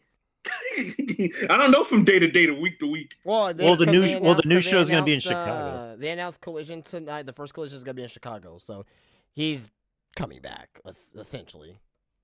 But have you guys considered this fact too? Maybe he isn't coming back, and maybe they're running Chicago anyway to spite him. That will be the biggest bonehead mistake that Tony Khan and AEW can make. I don't see that happening. Well, it is Tony Khan, so. Yeah, but Tony Khan's not this stupid. Like, he's not this. He's shown that. I know you hate him, but like seriously, he's not this stupid. Never said I hated him. I just think he's stupid. I think he runs off emotion. I think Punk will be there. They just want to kind of play to the crowd. Yeah, they want to play. I think Punk will be there. Hold on 1 second, guys. You guys can continue. I'll be right back. Okay, go for it. All right, but I mean, at this point, this is just my opinion. I'm the AEW hater, so fuck it. The titles in this company don't mean shit. Oh yeah, I'm sorry. Yeah, 100%. They don't. The TBS title doesn't mean shit. The TNT title doesn't mean shit. The women's title really doesn't mean shit. Yeah. I mean, the only title that seems that they're taking somewhat seriously is the international title. The world title for the most part, but it's just kind of like in a standstill right now. Right. It's just I like MJF, but MJF I've been kind of waning interest on. Because you can't tell what he wants to be anymore. Because at first he was, he was trying to be Piper. He was trying to be, Brian Pillman or whatever. He was, the smart mouth, shit talking jock. And now all of a sudden he's, went from making promos about being bullied and promos about wanting to kill himself and, promos about how he got into a car accident while his girlfriend was giving him head. Well, for the record, I think those are kind of one-offs, but he's been more like he hasn't really been doing that lately. And just the weird shit with him and Sammy just kissing on television. So that was great. I love that. Just the titles don't mean shit anymore, in my opinion. They really don't mean shit. But yeah, I'm gonna go Jeff Jarrett and Jay Lethal because fuck it. That's just me. So main event, what I'm assuming is the main event. Fatal 4-way match for the AEW World Heavyweight Championship. MJF the champion, Sammy Guevara, Darby Allin, and Jungle Boy jumping Jimmy Jam, Jack Perry. Funny thing is, I saw. So for some reason, I fell asleep the other night. I had it on YouTube. I was watching something. I forgot what I was watching. I woke up and it was like a fucking random episode of Beverly Hills 90210 and just saw like fucking Luke Perry on my screen. I'm like, oh my god, it looks just like Jungle Boy without the long flowing hair. But yeah, MJF's gonna win this match. I think this match is gonna have its false finishes. It's gonna tease that Darby may win it, or it's gonna tease that Jungle Boy may win it or whatnot. But obviously MJF's gonna win. It's just a few per se, just to carry on into the next pay-per-view. In this case, it's going to be Forbidden Door, because Forbidden Door is at the end of June. Yeah, and we may see. God, man, I don't know how I feel about this. MJF versus Sonata, or I don't even know if they're gonna do like versus, but they may do MJF versus Okada would be good. I would love that. I would love to see that. Then maybe like Sonata versus, I don't fucking know. I don't know who they're gonna put Sonata against, but yeah. Shouldn't be MJF. It's not gonna be MJF. I don't think they're gonna put champion versus champion. Yeah, they shouldn't do that. Yeah, exactly. They should not do that. Who would Sonata go up against though on AEW? I would put Sonata against probably another Japanese guy or somebody that can handle the style. I don't know. See, Sonata's never had personal storylines, so it's not like you can link him to anybody on the roster per se and have it, make storyline sense. So it would have to be like in a dream match scenario. Yeah, kind of like what they did last year. I'll just maybe Sonata versus Bryan Danielson. That would be or, nice. or maybe why I see Bryan Danielson going, like they need to do Bryan Danielson versus fucking Zack Sabre. Yeah, that's the fucking match right there. They need to do that shit. But maybe Sonata versus I don't know, Moxley. I don't know. I can't think of who like that will actually like make sense. But and someone who will want to take a pinfall too to Sonata, because Sonata ain't gonna lose that title. No, of course not. So anyway, Yeah, that is. So RJ, who was your pick for the main event? I get MJF retaining, even though I'm gonna need them to amp up this title reign, because MJF's title reign feels like I have to remind myself constantly week to week that he's the champion. That's not good. That's not good. And I like MJF. Like, I'm a fan. So it's not like a thing of, oh, I don't like him or I hate him or anything like that. I have anything against him. I was advocating for MJF to be the champion, but it just feels like I said, week to week, I have to remind myself that he's the champion. Something's wrong with that picture. Oh, you know what I just thought about right now? Sonata versus Jay White. You know what? That's the match right there. Sonata versus Jay White. But you would think they would do David Finlay versus Jay White, though, based off of what happened the last time we saw Jay White. But no one's gonna know that feud on, in America. I would like to see it. Yeah, I mean, but like they're gonna be like, oh, David Finlay, is that Finlay's son? And people don't really realize that, yeah, that's Finlay's son. So yeah.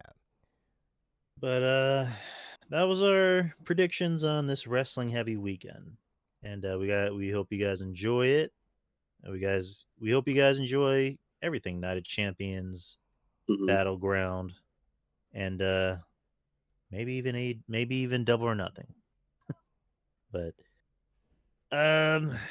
that's really about it. You guys have anything you want to add? Any stories? Anything? I don't know. I'm good, man. I'm good. Nothing on my end. Just everyone enjoyed the wrestling weekend for sure, man. So a lot of good wrestling. But yeah, everyone enjoy it out there. Oh yeah, definitely. Agree. And this Friday is a Q&A. We had to move it to Friday since Saturday is gonna be a very busy day. So Q&A will be this Friday. And if you haven't already, send your questions. If you have, you can send some more in. And just a reminder: as soon as we start recording, that is the end of sending in questions. Do not send in questions during the show. We will not read them. Plain and simple. I'll make that plain and simple. We will not read them if you're sending in during the show. But anyways, guys. Justin, as always, RJ, thank you for coming on. Yeah, of course. And yeah, be a great weekend, people. And Justin, I'll see you on Friday. Absolutely. And thank you to everyone that came in and is listening and downloads and supports the Patreon. The Patreon's $5 a month. I just did a show with Ruben for our Culture Attack show. That's a pretty good one. You guys might want to hear that one out. I do a show with RJ. Just not too long ago, we went through the entire MCU. Yeah, and that's starting from Iron Man, and that's damn near 5 hours, and that's a good one, people. So listen to that. That's really good stuff. Yeah, we'll be doing another Patreon exclusive soon. I got what was it? In a couple of weeks, I have a couple of days off in a row. So if you want to pick a day, I got from Wednesday to Sunday off. So if you want to pick a day before that Saturday, because I'm going to go see Across the Spider-Verse, me and my brother. Oh yeah. So we're gonna go see that. Spider-Verse. So yeah, so if you want to pick a day to record, from that because you do the show on Wednesday, but on the Thursday all the way down to, I guess, up until Friday, we can do something. Yeah, I think on that Saturday we're gonna go see Spider-Verse as well. Mm-hmm. So I mean, you said you're available on Sunday. No, that's when I'm going back to work. I'm going back to work on that Sunday. Okay. So it'd probably be if by some chance Monty doesn't show up for the trifecta threat, then we can probably do a review then. But we can do that. yeah, we'll talk about it though. All right, definitely. And then I do a show with Jeff Lippman. We just did a show not too long ago, and we got another show down the pike. And yeah, that's really about it, people. I might even add some newer shows. I might do like a solo Patreon show, Ooh. just talking shit. I don't know. It's an idea that I've had. It's not fully fleshed out yet, but it's an Sounds good. idea just to do like a solo Patreon show. But anyways, people, we will see you this Friday for Q&A, and we'll see you next week, same time, same channel. And that's about it, people. Peace out. Peace out. Peace out, guys. Same bat time, same bat channel. Yes, sir. All right. Why is this trending on my Twitter? WB Primetime, May 24th, 2000, on Dawson's Creek. Joey wants to be with Pacey, and Dawson swallows his anguish and tells her to do so. Why is this on my fucking Twitter? So I just started using ChatGPT. I always want to mention that. Like I always wanted to mention the chat GPT, and I was like, do a AEW storyline that Tony Khan writes. I mean, because I just saw it on TikTok. I'm like, let me try this out, and it's like you can use it for free. I mean, you can also like there's weird deals. You can do like $30 for a whole year. You can just like write whatever you want, and then like you can use it for free, but like you can only do like maybe 10 things for free for a day, and then after that it resets. So I'm thinking about just doing like the yearly thing, and then it has like $8 for a week, which is weird. But I basically just wrote the most random shit, like scripts about like fan fiction that I'm doing, and it literally wrote out fan fiction for like shit that I was thinking about. And it's fucking trippy as hell. I didn't even think about wrestling, but it's it's really fun. I'm not gonna lie. I mean, this is the future apparently. But anyways, guys, shouldn't take that long to edit, so I'll try to have this up by tomorrow. But all right. Hey Drew, did you see the gameplay for Spider-Man 2? Ooh, that looks so fucking good. Oh my god, it looks great. I am getting a fucking PS5. I'm getting a fucking PS5. I don't give a fuck. They got them. They got them at well, they had some at Walmart. My Walmart. I don't know about you guys, but they got them. They got them at Walmart. I'm just more visible. mad that fucking everything has to be a fucking PS5 exclusive. Like especially things like with the Marvel games, like the new X-Men game. Not X-Men, but the Wolverine. I'm sorry, the Wolverine game. It's a fucking PS5 exclusive too. It's like fuck, man. Like Xbox doesn't get shit, man. But, nothing at all. Like it kind of pisses me off, but it is what it is though. It's whatever, you know what I mean. So the Spider-Man game, Justin. So it's a sequel of the 2018 game. Oh, I know what it is. I know what it is. Yeah. Well, yeah, but I wasn't sure if you knew, but like.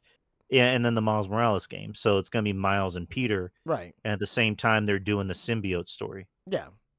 Where Peter, gets the symbiote and he has a black suit. And eventually you run into Eddie Brock and he becomes Venom. And Tony Todd, who's fucking Candyman, is voicing Venom. Yeah. Yeah, I followed the games. I just haven't been able to play them. You know what I mean? But games that I don't end up playing, like I just watch like playthroughs and just be like, I'll just watch the playthrough instead. You know what I mean? So right. but The lizard's design looks fucking sick, bro. Oh, It yeah, was, I've it was seen almost kind of like a horror movie almost because I saw like the gameplay where like he's swimming underwater and Miles does like the invisible thing. uh-huh. That looked fucking scary. I'm not gonna lie. That kind of creeped me out a little bit. you know what they need to make? They need to make they did, but like they need to make another Superman game where it's just like fucking like full open world and just like use all his fucking powers. They are the Flash. I mean, we already have Batman too. Like, yeah, all the Arkham games, but I don't know. I think they were gonna make a Superman game after the Arkham series ended, but it didn't happen. Yeah, it didn't get off the ground. Yeah, I'm looking forward to that Wonder Woman game whenever they drop that too. That looks pretty good. Yeah. And the Captain America Black Panther game, that looks pretty cool. yeah. I'm waiting for the But- Texas Chainsaw Massacre to come out. That's a game? Yep. It's created by Gunn, the same people who made the Friday the 13th game. Right. The Friday 13th game, man. I fucking played the shit out of that, man. That was kind of fun. I saw the gameplay for that. That was pretty fun. I just put the Texas Chainsaw Massacre game in the. It's really just like search results on YouTube, so you just click on the video. But yeah, man, like I like watching people play horror games. I just don't like playing them because again I'm kind of a pussy. So like I'll get easily scared if I'm playing it. Well, I mean, yeah, especially when you play online, because it's an online game. So you know what game they need to make? They need to make like a Dawn of the Dead type game, where either you can play like either as one of like hundreds of zombies, or you can be a survivor. That'd be so cool. Mm-hmm. That'd be so cool. And you have like different parts, like either it's a farmhouse, or it's the mall, or it's a police station. Like, oh man, that'd be so fucking cool, man. I mean, they've made like 1 billion zombie games. I'm surprised they haven't done a Dawn of the Dead one. Yeah. I mean, and technically, they can't do not Dawn of the Dead. They can do Night of the Living Dead. They can do Night of the Living Dead with no repercussion because it's a public domain movie. Right. So I mean, so it's a lot of licensing issues. Well, it's just a lot of these a lot of these properties like IPs, or I'm surprised that there hasn't been games of them, especially like horror stuff.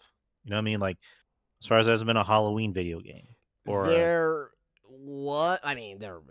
don't get me started on the Atari, but I mean there technically was, but like a modern one. I'm thinking about Scream. They had a Scream game, but it was I don't know if it was fully I don't know if it was a fully legal game, but I think they have a Halloween game too. Again, not fully legal, but let me see. Halloween game. Oh Like yeah, Nightmare there's a Halloween game. A Nightmare on Elm Street game would be fucking bonkers. Yeah, a modern day one for sure. Yeah. A Thing game, that'd be pretty cool. Well, they actually do have an Alien game. They did have an Alien game. Yeah, Alien Isolation, I think it was called. I mean, and they had like Alien versus Predator back in the day too as well. They had the Predator game too, so. Let me see. There's a Nightmare on Elm Street game. What? Oh, what the fuck is this? So, Dead by Daylight. Yeah, they had Dead by Daylight. But that's not official, like, Nightmare on Elm Street game. Oh, yeah, Freddy Krueger and Mortal Kombat too, so. Yeah, I remember that. Did you guys see the look for the Mortal Kombat 1? Yeah, that's gonna be. Ooh. Yeah. Oh yeah, that's my jam there. Yeah, I like that. Yeah. Video games are gonna be taking my money come this fall. That's for sure. Video games, movies. Right, between Tekken 8, Mortal Kombat 1, Spider-Man 2, Street Fighter 6. fucking Street Fighter 6 too. I'm gonna get that for PlayStation 5. Next month, Fight Forever's coming out. Fight Forever. That's gonna be fucking nuts. Cause like I don't know if y'all seen gameplay of it or like fucking like of screenshots of it, but like whenever like you have blood in the match, like the blood stays on the mat and like it looks like a fucking crime scene. It does. It's crazy. That's one great, attention to detail that I do like about that. That was great. Yeah. I'm gonna get that game too. Yeah. So they say it's supposed to be coming out on the, let me see, June 29th. There it goes. June 29th. Right. I think they said, and Cody's still in the game too, so that's gonna be interesting. That's weird. That's gonna be interesting. All right, guys, I gotta get off. I gotta get ready for work tomorrow. So, Drew, I'll see you on Friday. Yes, sir. And RJ, I'll see you later, brother. All right, man. You have a good one. All right. All right, man. Y'all take care. Have a good night, Jay. All right, peace.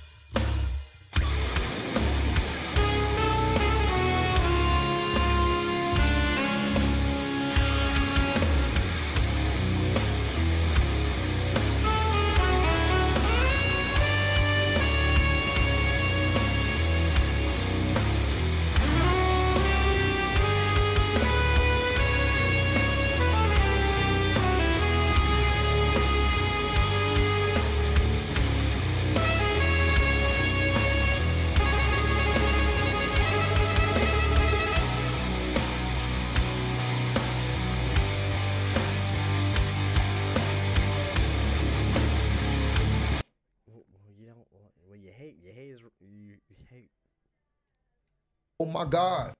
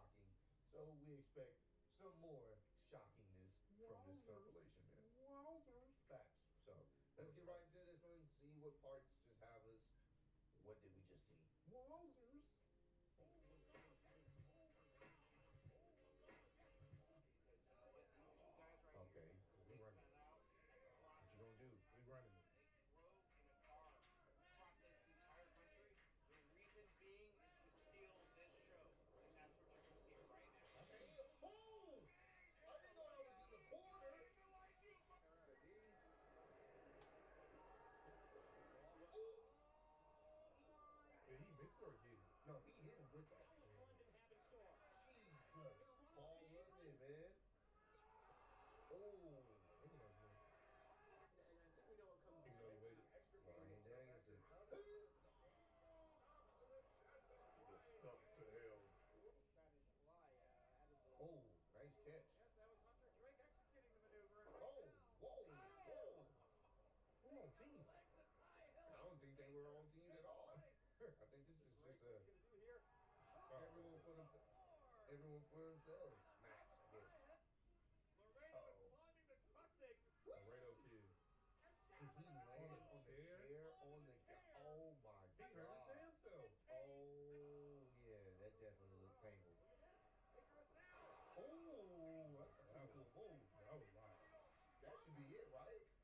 How you kick out of that? Why are you waving at me, you weird human being? What did you do? Oh! That's Sami Zayn right there, man. Getting the beats. El Generico.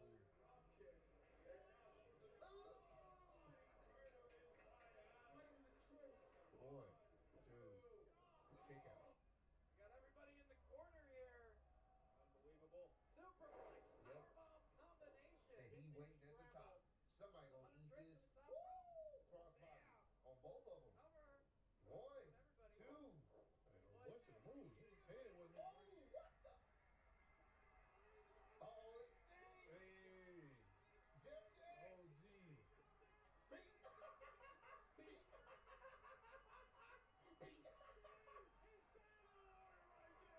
Beat. Boy, where you going? Oh, that boy had it with damn guitar. That was great, man. That was wild. Shout out to Steve, man, the legend. Ooh, very impressive with the balance. Yeah, that's literally laughing. Uh-oh. Uh-oh. Ooh, nice reversal. Patreon.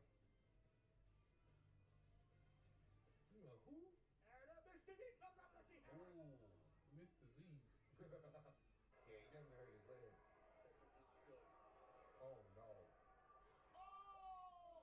Oh, it's just the ladders on this match. Oh! Oh! Something's doing Osprey comes back. Got Alex Gracia. Oh no, cut! Oh, the Joker driver. That's it. One, two. She kicked out. Kicked out. She wanted more. Oh no, she'll express. Smile on her face. Uh-oh. Wind up for that spear. Oh! To the chair. Oh, there go your boy. Damn. Bronson Reed. Jacob Or Latu. Jonah. Oh! Oh, that hurt. That definitely looked like it hurt for real. Oh! Ow! Damn! Oh, going. Stop. Stop going up there. What the hell is going on? Oh, man! All it would have took was one time. One pop. Strike from this position. She get you Oh my God, bro! He didn't even know. Oh no! No! Okay, nah, that's overkill, bro. Offered immediate cover. Yeah, this gotta be it. Yeah. Another pop. Okay, it gotta be over, bro. The match has to be over, right? Not up. Barreling in. Oh! Throwing some juicy hip attack. Juicy. Oh my goodness, and a boot across the face of the Oh, and Nickelback. it should have been me And move. that She put that Oh, sweat. no, not on the Why he fall? Uh-oh. Uh-oh. Oh, reversed it on him. To the table. They only call like the edge of it. Oh. That would get hurt. Oh, he lands it. Oh, right into a spear. 1, 2, 3. Oh, What? kicked out? Looks like 2.8, bro. Yeah. God damn, I don't know how he kicked out of that. He's very strong. Oh, oh my God, it's back. You just throw him on him. Oh no. God damn.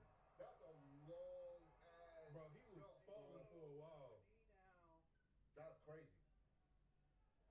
Oliver trying to get it.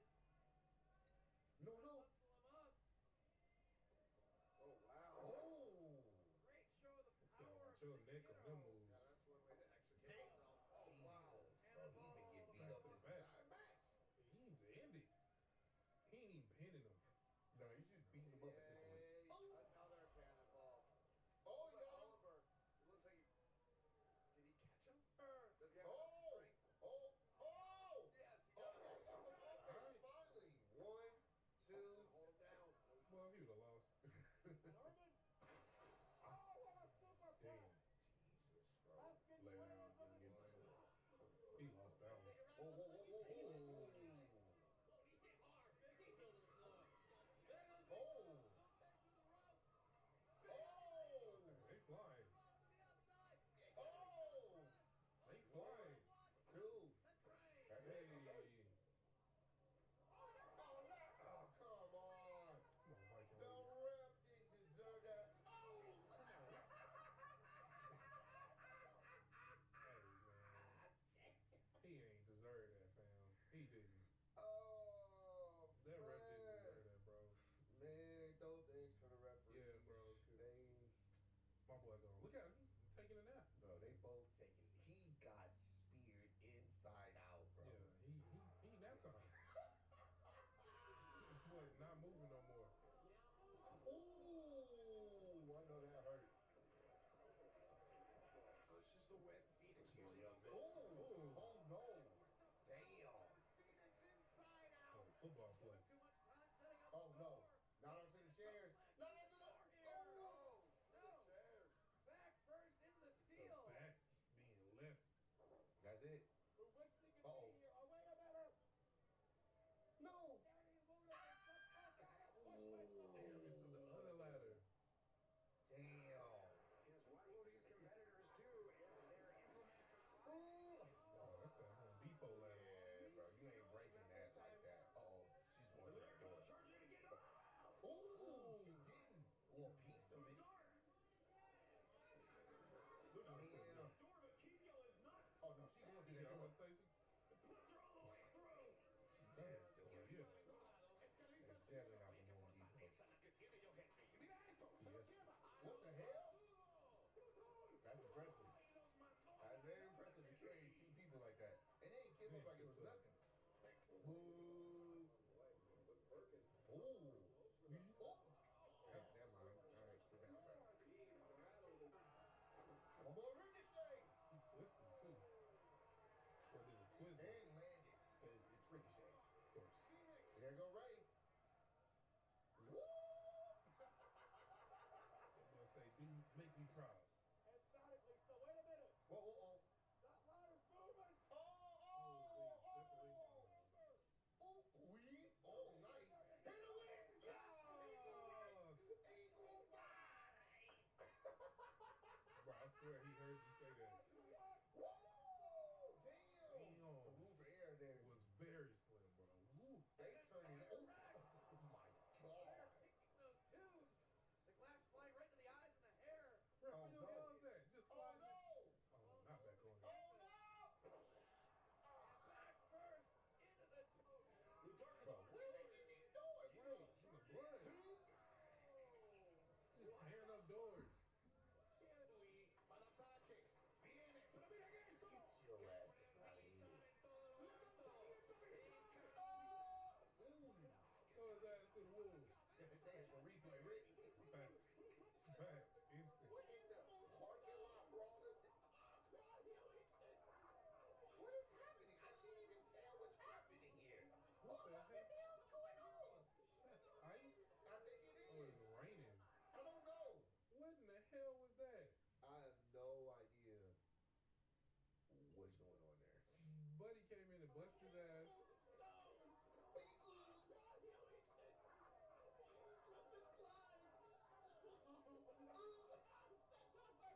Yep, the Bucky's points is high on this one. Uh-oh. Ooh. Even though it's one of them plastic waiting chairs, it still hurts, bro. You get hit, bro. One more time. Ooh. He ain't no mercy on him.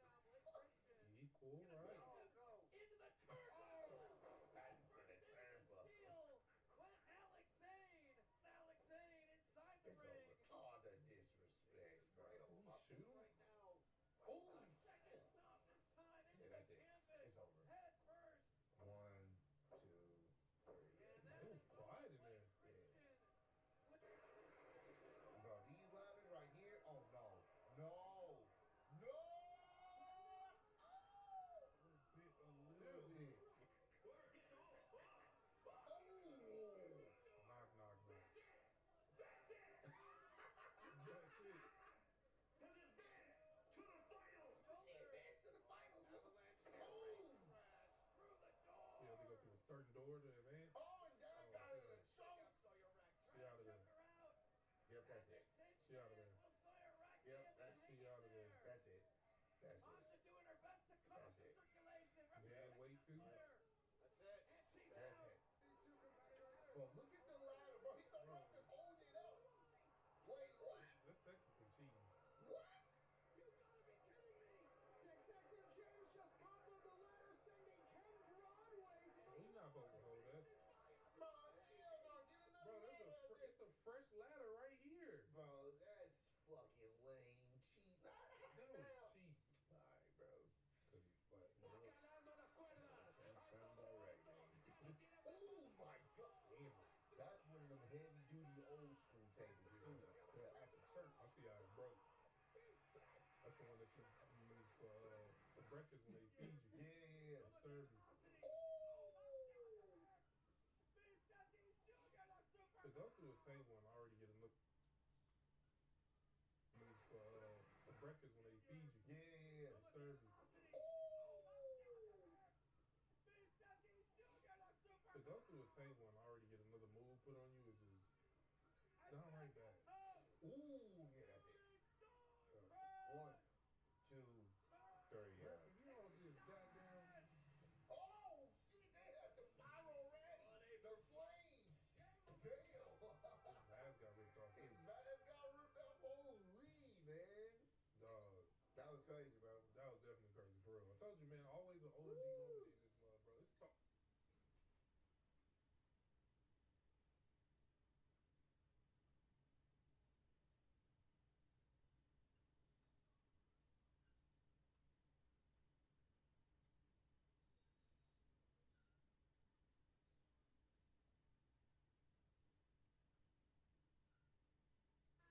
It's The British invasion changed pretty much everything. It was not just a sound or a band or a phenomenon, but it was the beginning of the most powerful decades in popular.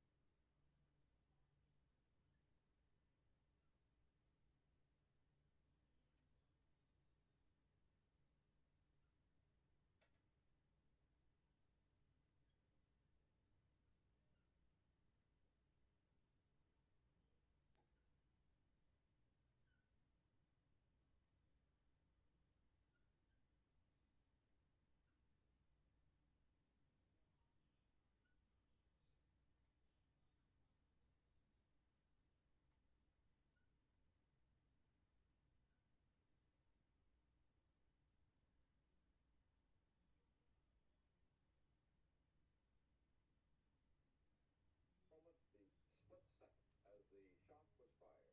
This is the man Dallas police have identified as.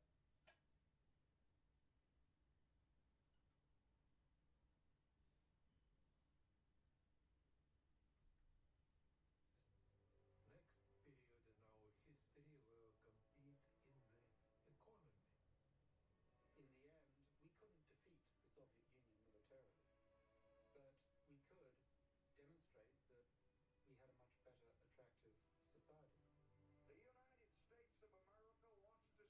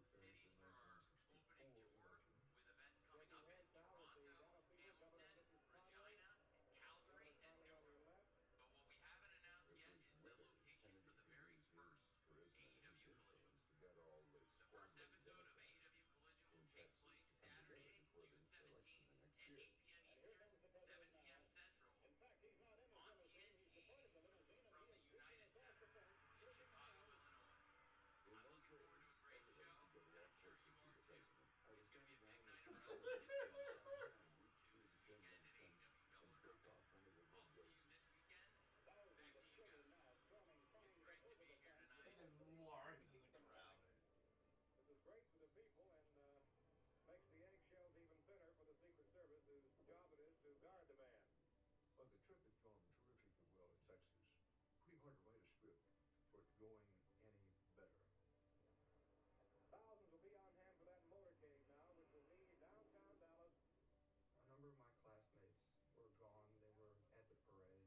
My father had been invited to have lunch with Kennedy at the Trade Center. There was a mood, a climate of excitement. The speech of President Kennedy at the Dallas Trademark will be broadcast by 570 Radio. Stay tuned for the President's Dallas speech at the Trademark on 570 Radio. Into the KILTV news terminal. 8-9 Dallas, 3 shots were fired at the motorcade of President Kennedy's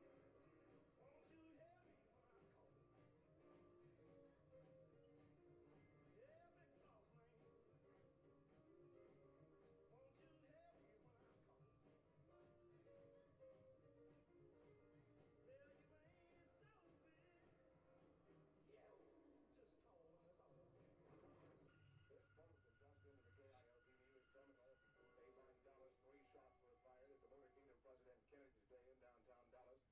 Police radios are carrying that the president has been hit. Carson Hospital has been advised to stand by for a severe gunshot wound. This is Walter Cronkite in our newsroom, and there has been an attempt on the life of President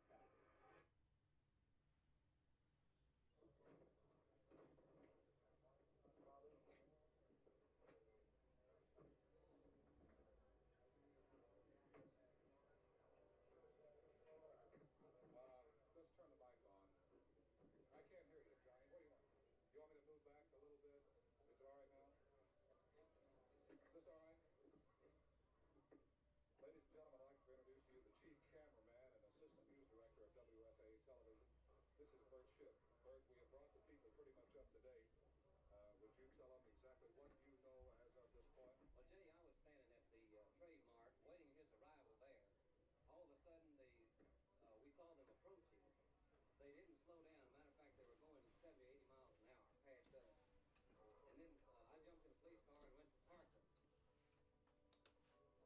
These two men come running in. One of them had a large, appeared to be a machine gun, and they was hollering for stretchers and cots and everything. And the governor, they brought him in first. What happened after this? Well, then the president come in and behind him, and they took them over. Both of them, they got put on the ring there.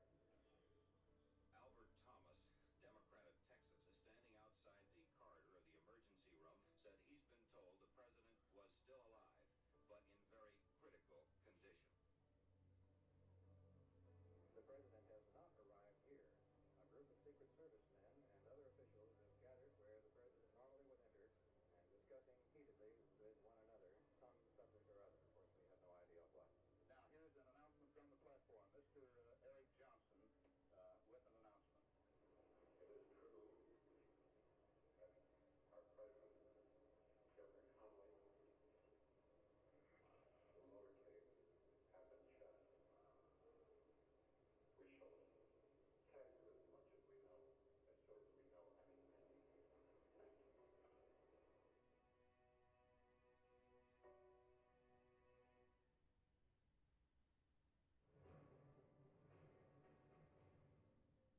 Gentlemen just walked in our studio that I am meeting for the first time as well as you. This is WFA TV in Dallas, Texas. May I have your name, please, sir?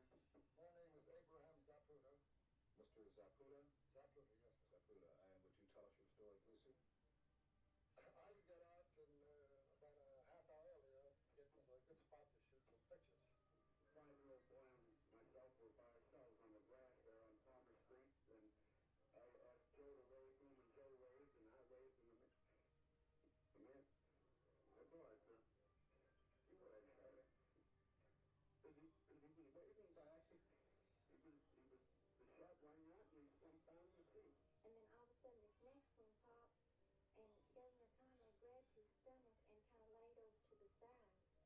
And then another one, it was just also fast, and President Kennedy reached up and looked like he grabbed his ear, and blood just started gushing out. You see the person who fired the... No, I didn't see any person fired a weapon. You only heard it? I only heard it. I looked up and saw a man running up this hill. If it's a conspiracy, not only the president was hit, the governor was hit, who knows if the next shot would have been for Lyndon Johnson.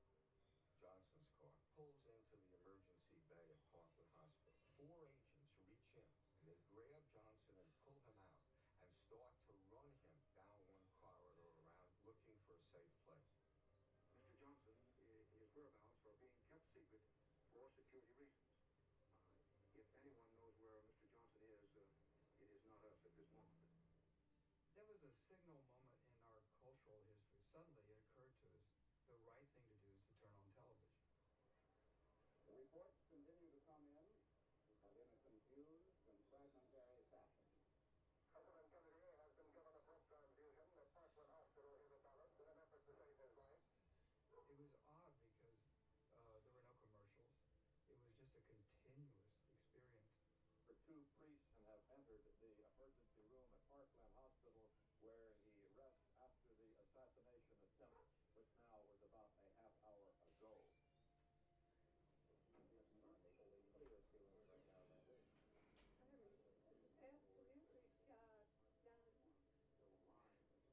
We have the same birthday. I was just crazy about it. I mean, who would want to shoot the president? What did he do? I mean, he's been doing so much for the country. Someone about that shoots him? A flash from Dallas. 2 priests who were with President Kennedy say he is dead of bullet wounds. This is the latest information we have from Dallas. I will repeat with the greatest regret. 2 priests who were with President Kennedy say he has died of bullet wounds. Malcolm Kilduff, the assistant press secretary, was filling in for the regular press secretary, and then he had to draw himself up to give the most fateful announcement that a press secretary might have ever had to give. All the cameras were rolling, and I remember he put his fingers like this on the desk and pressed very hard to stop his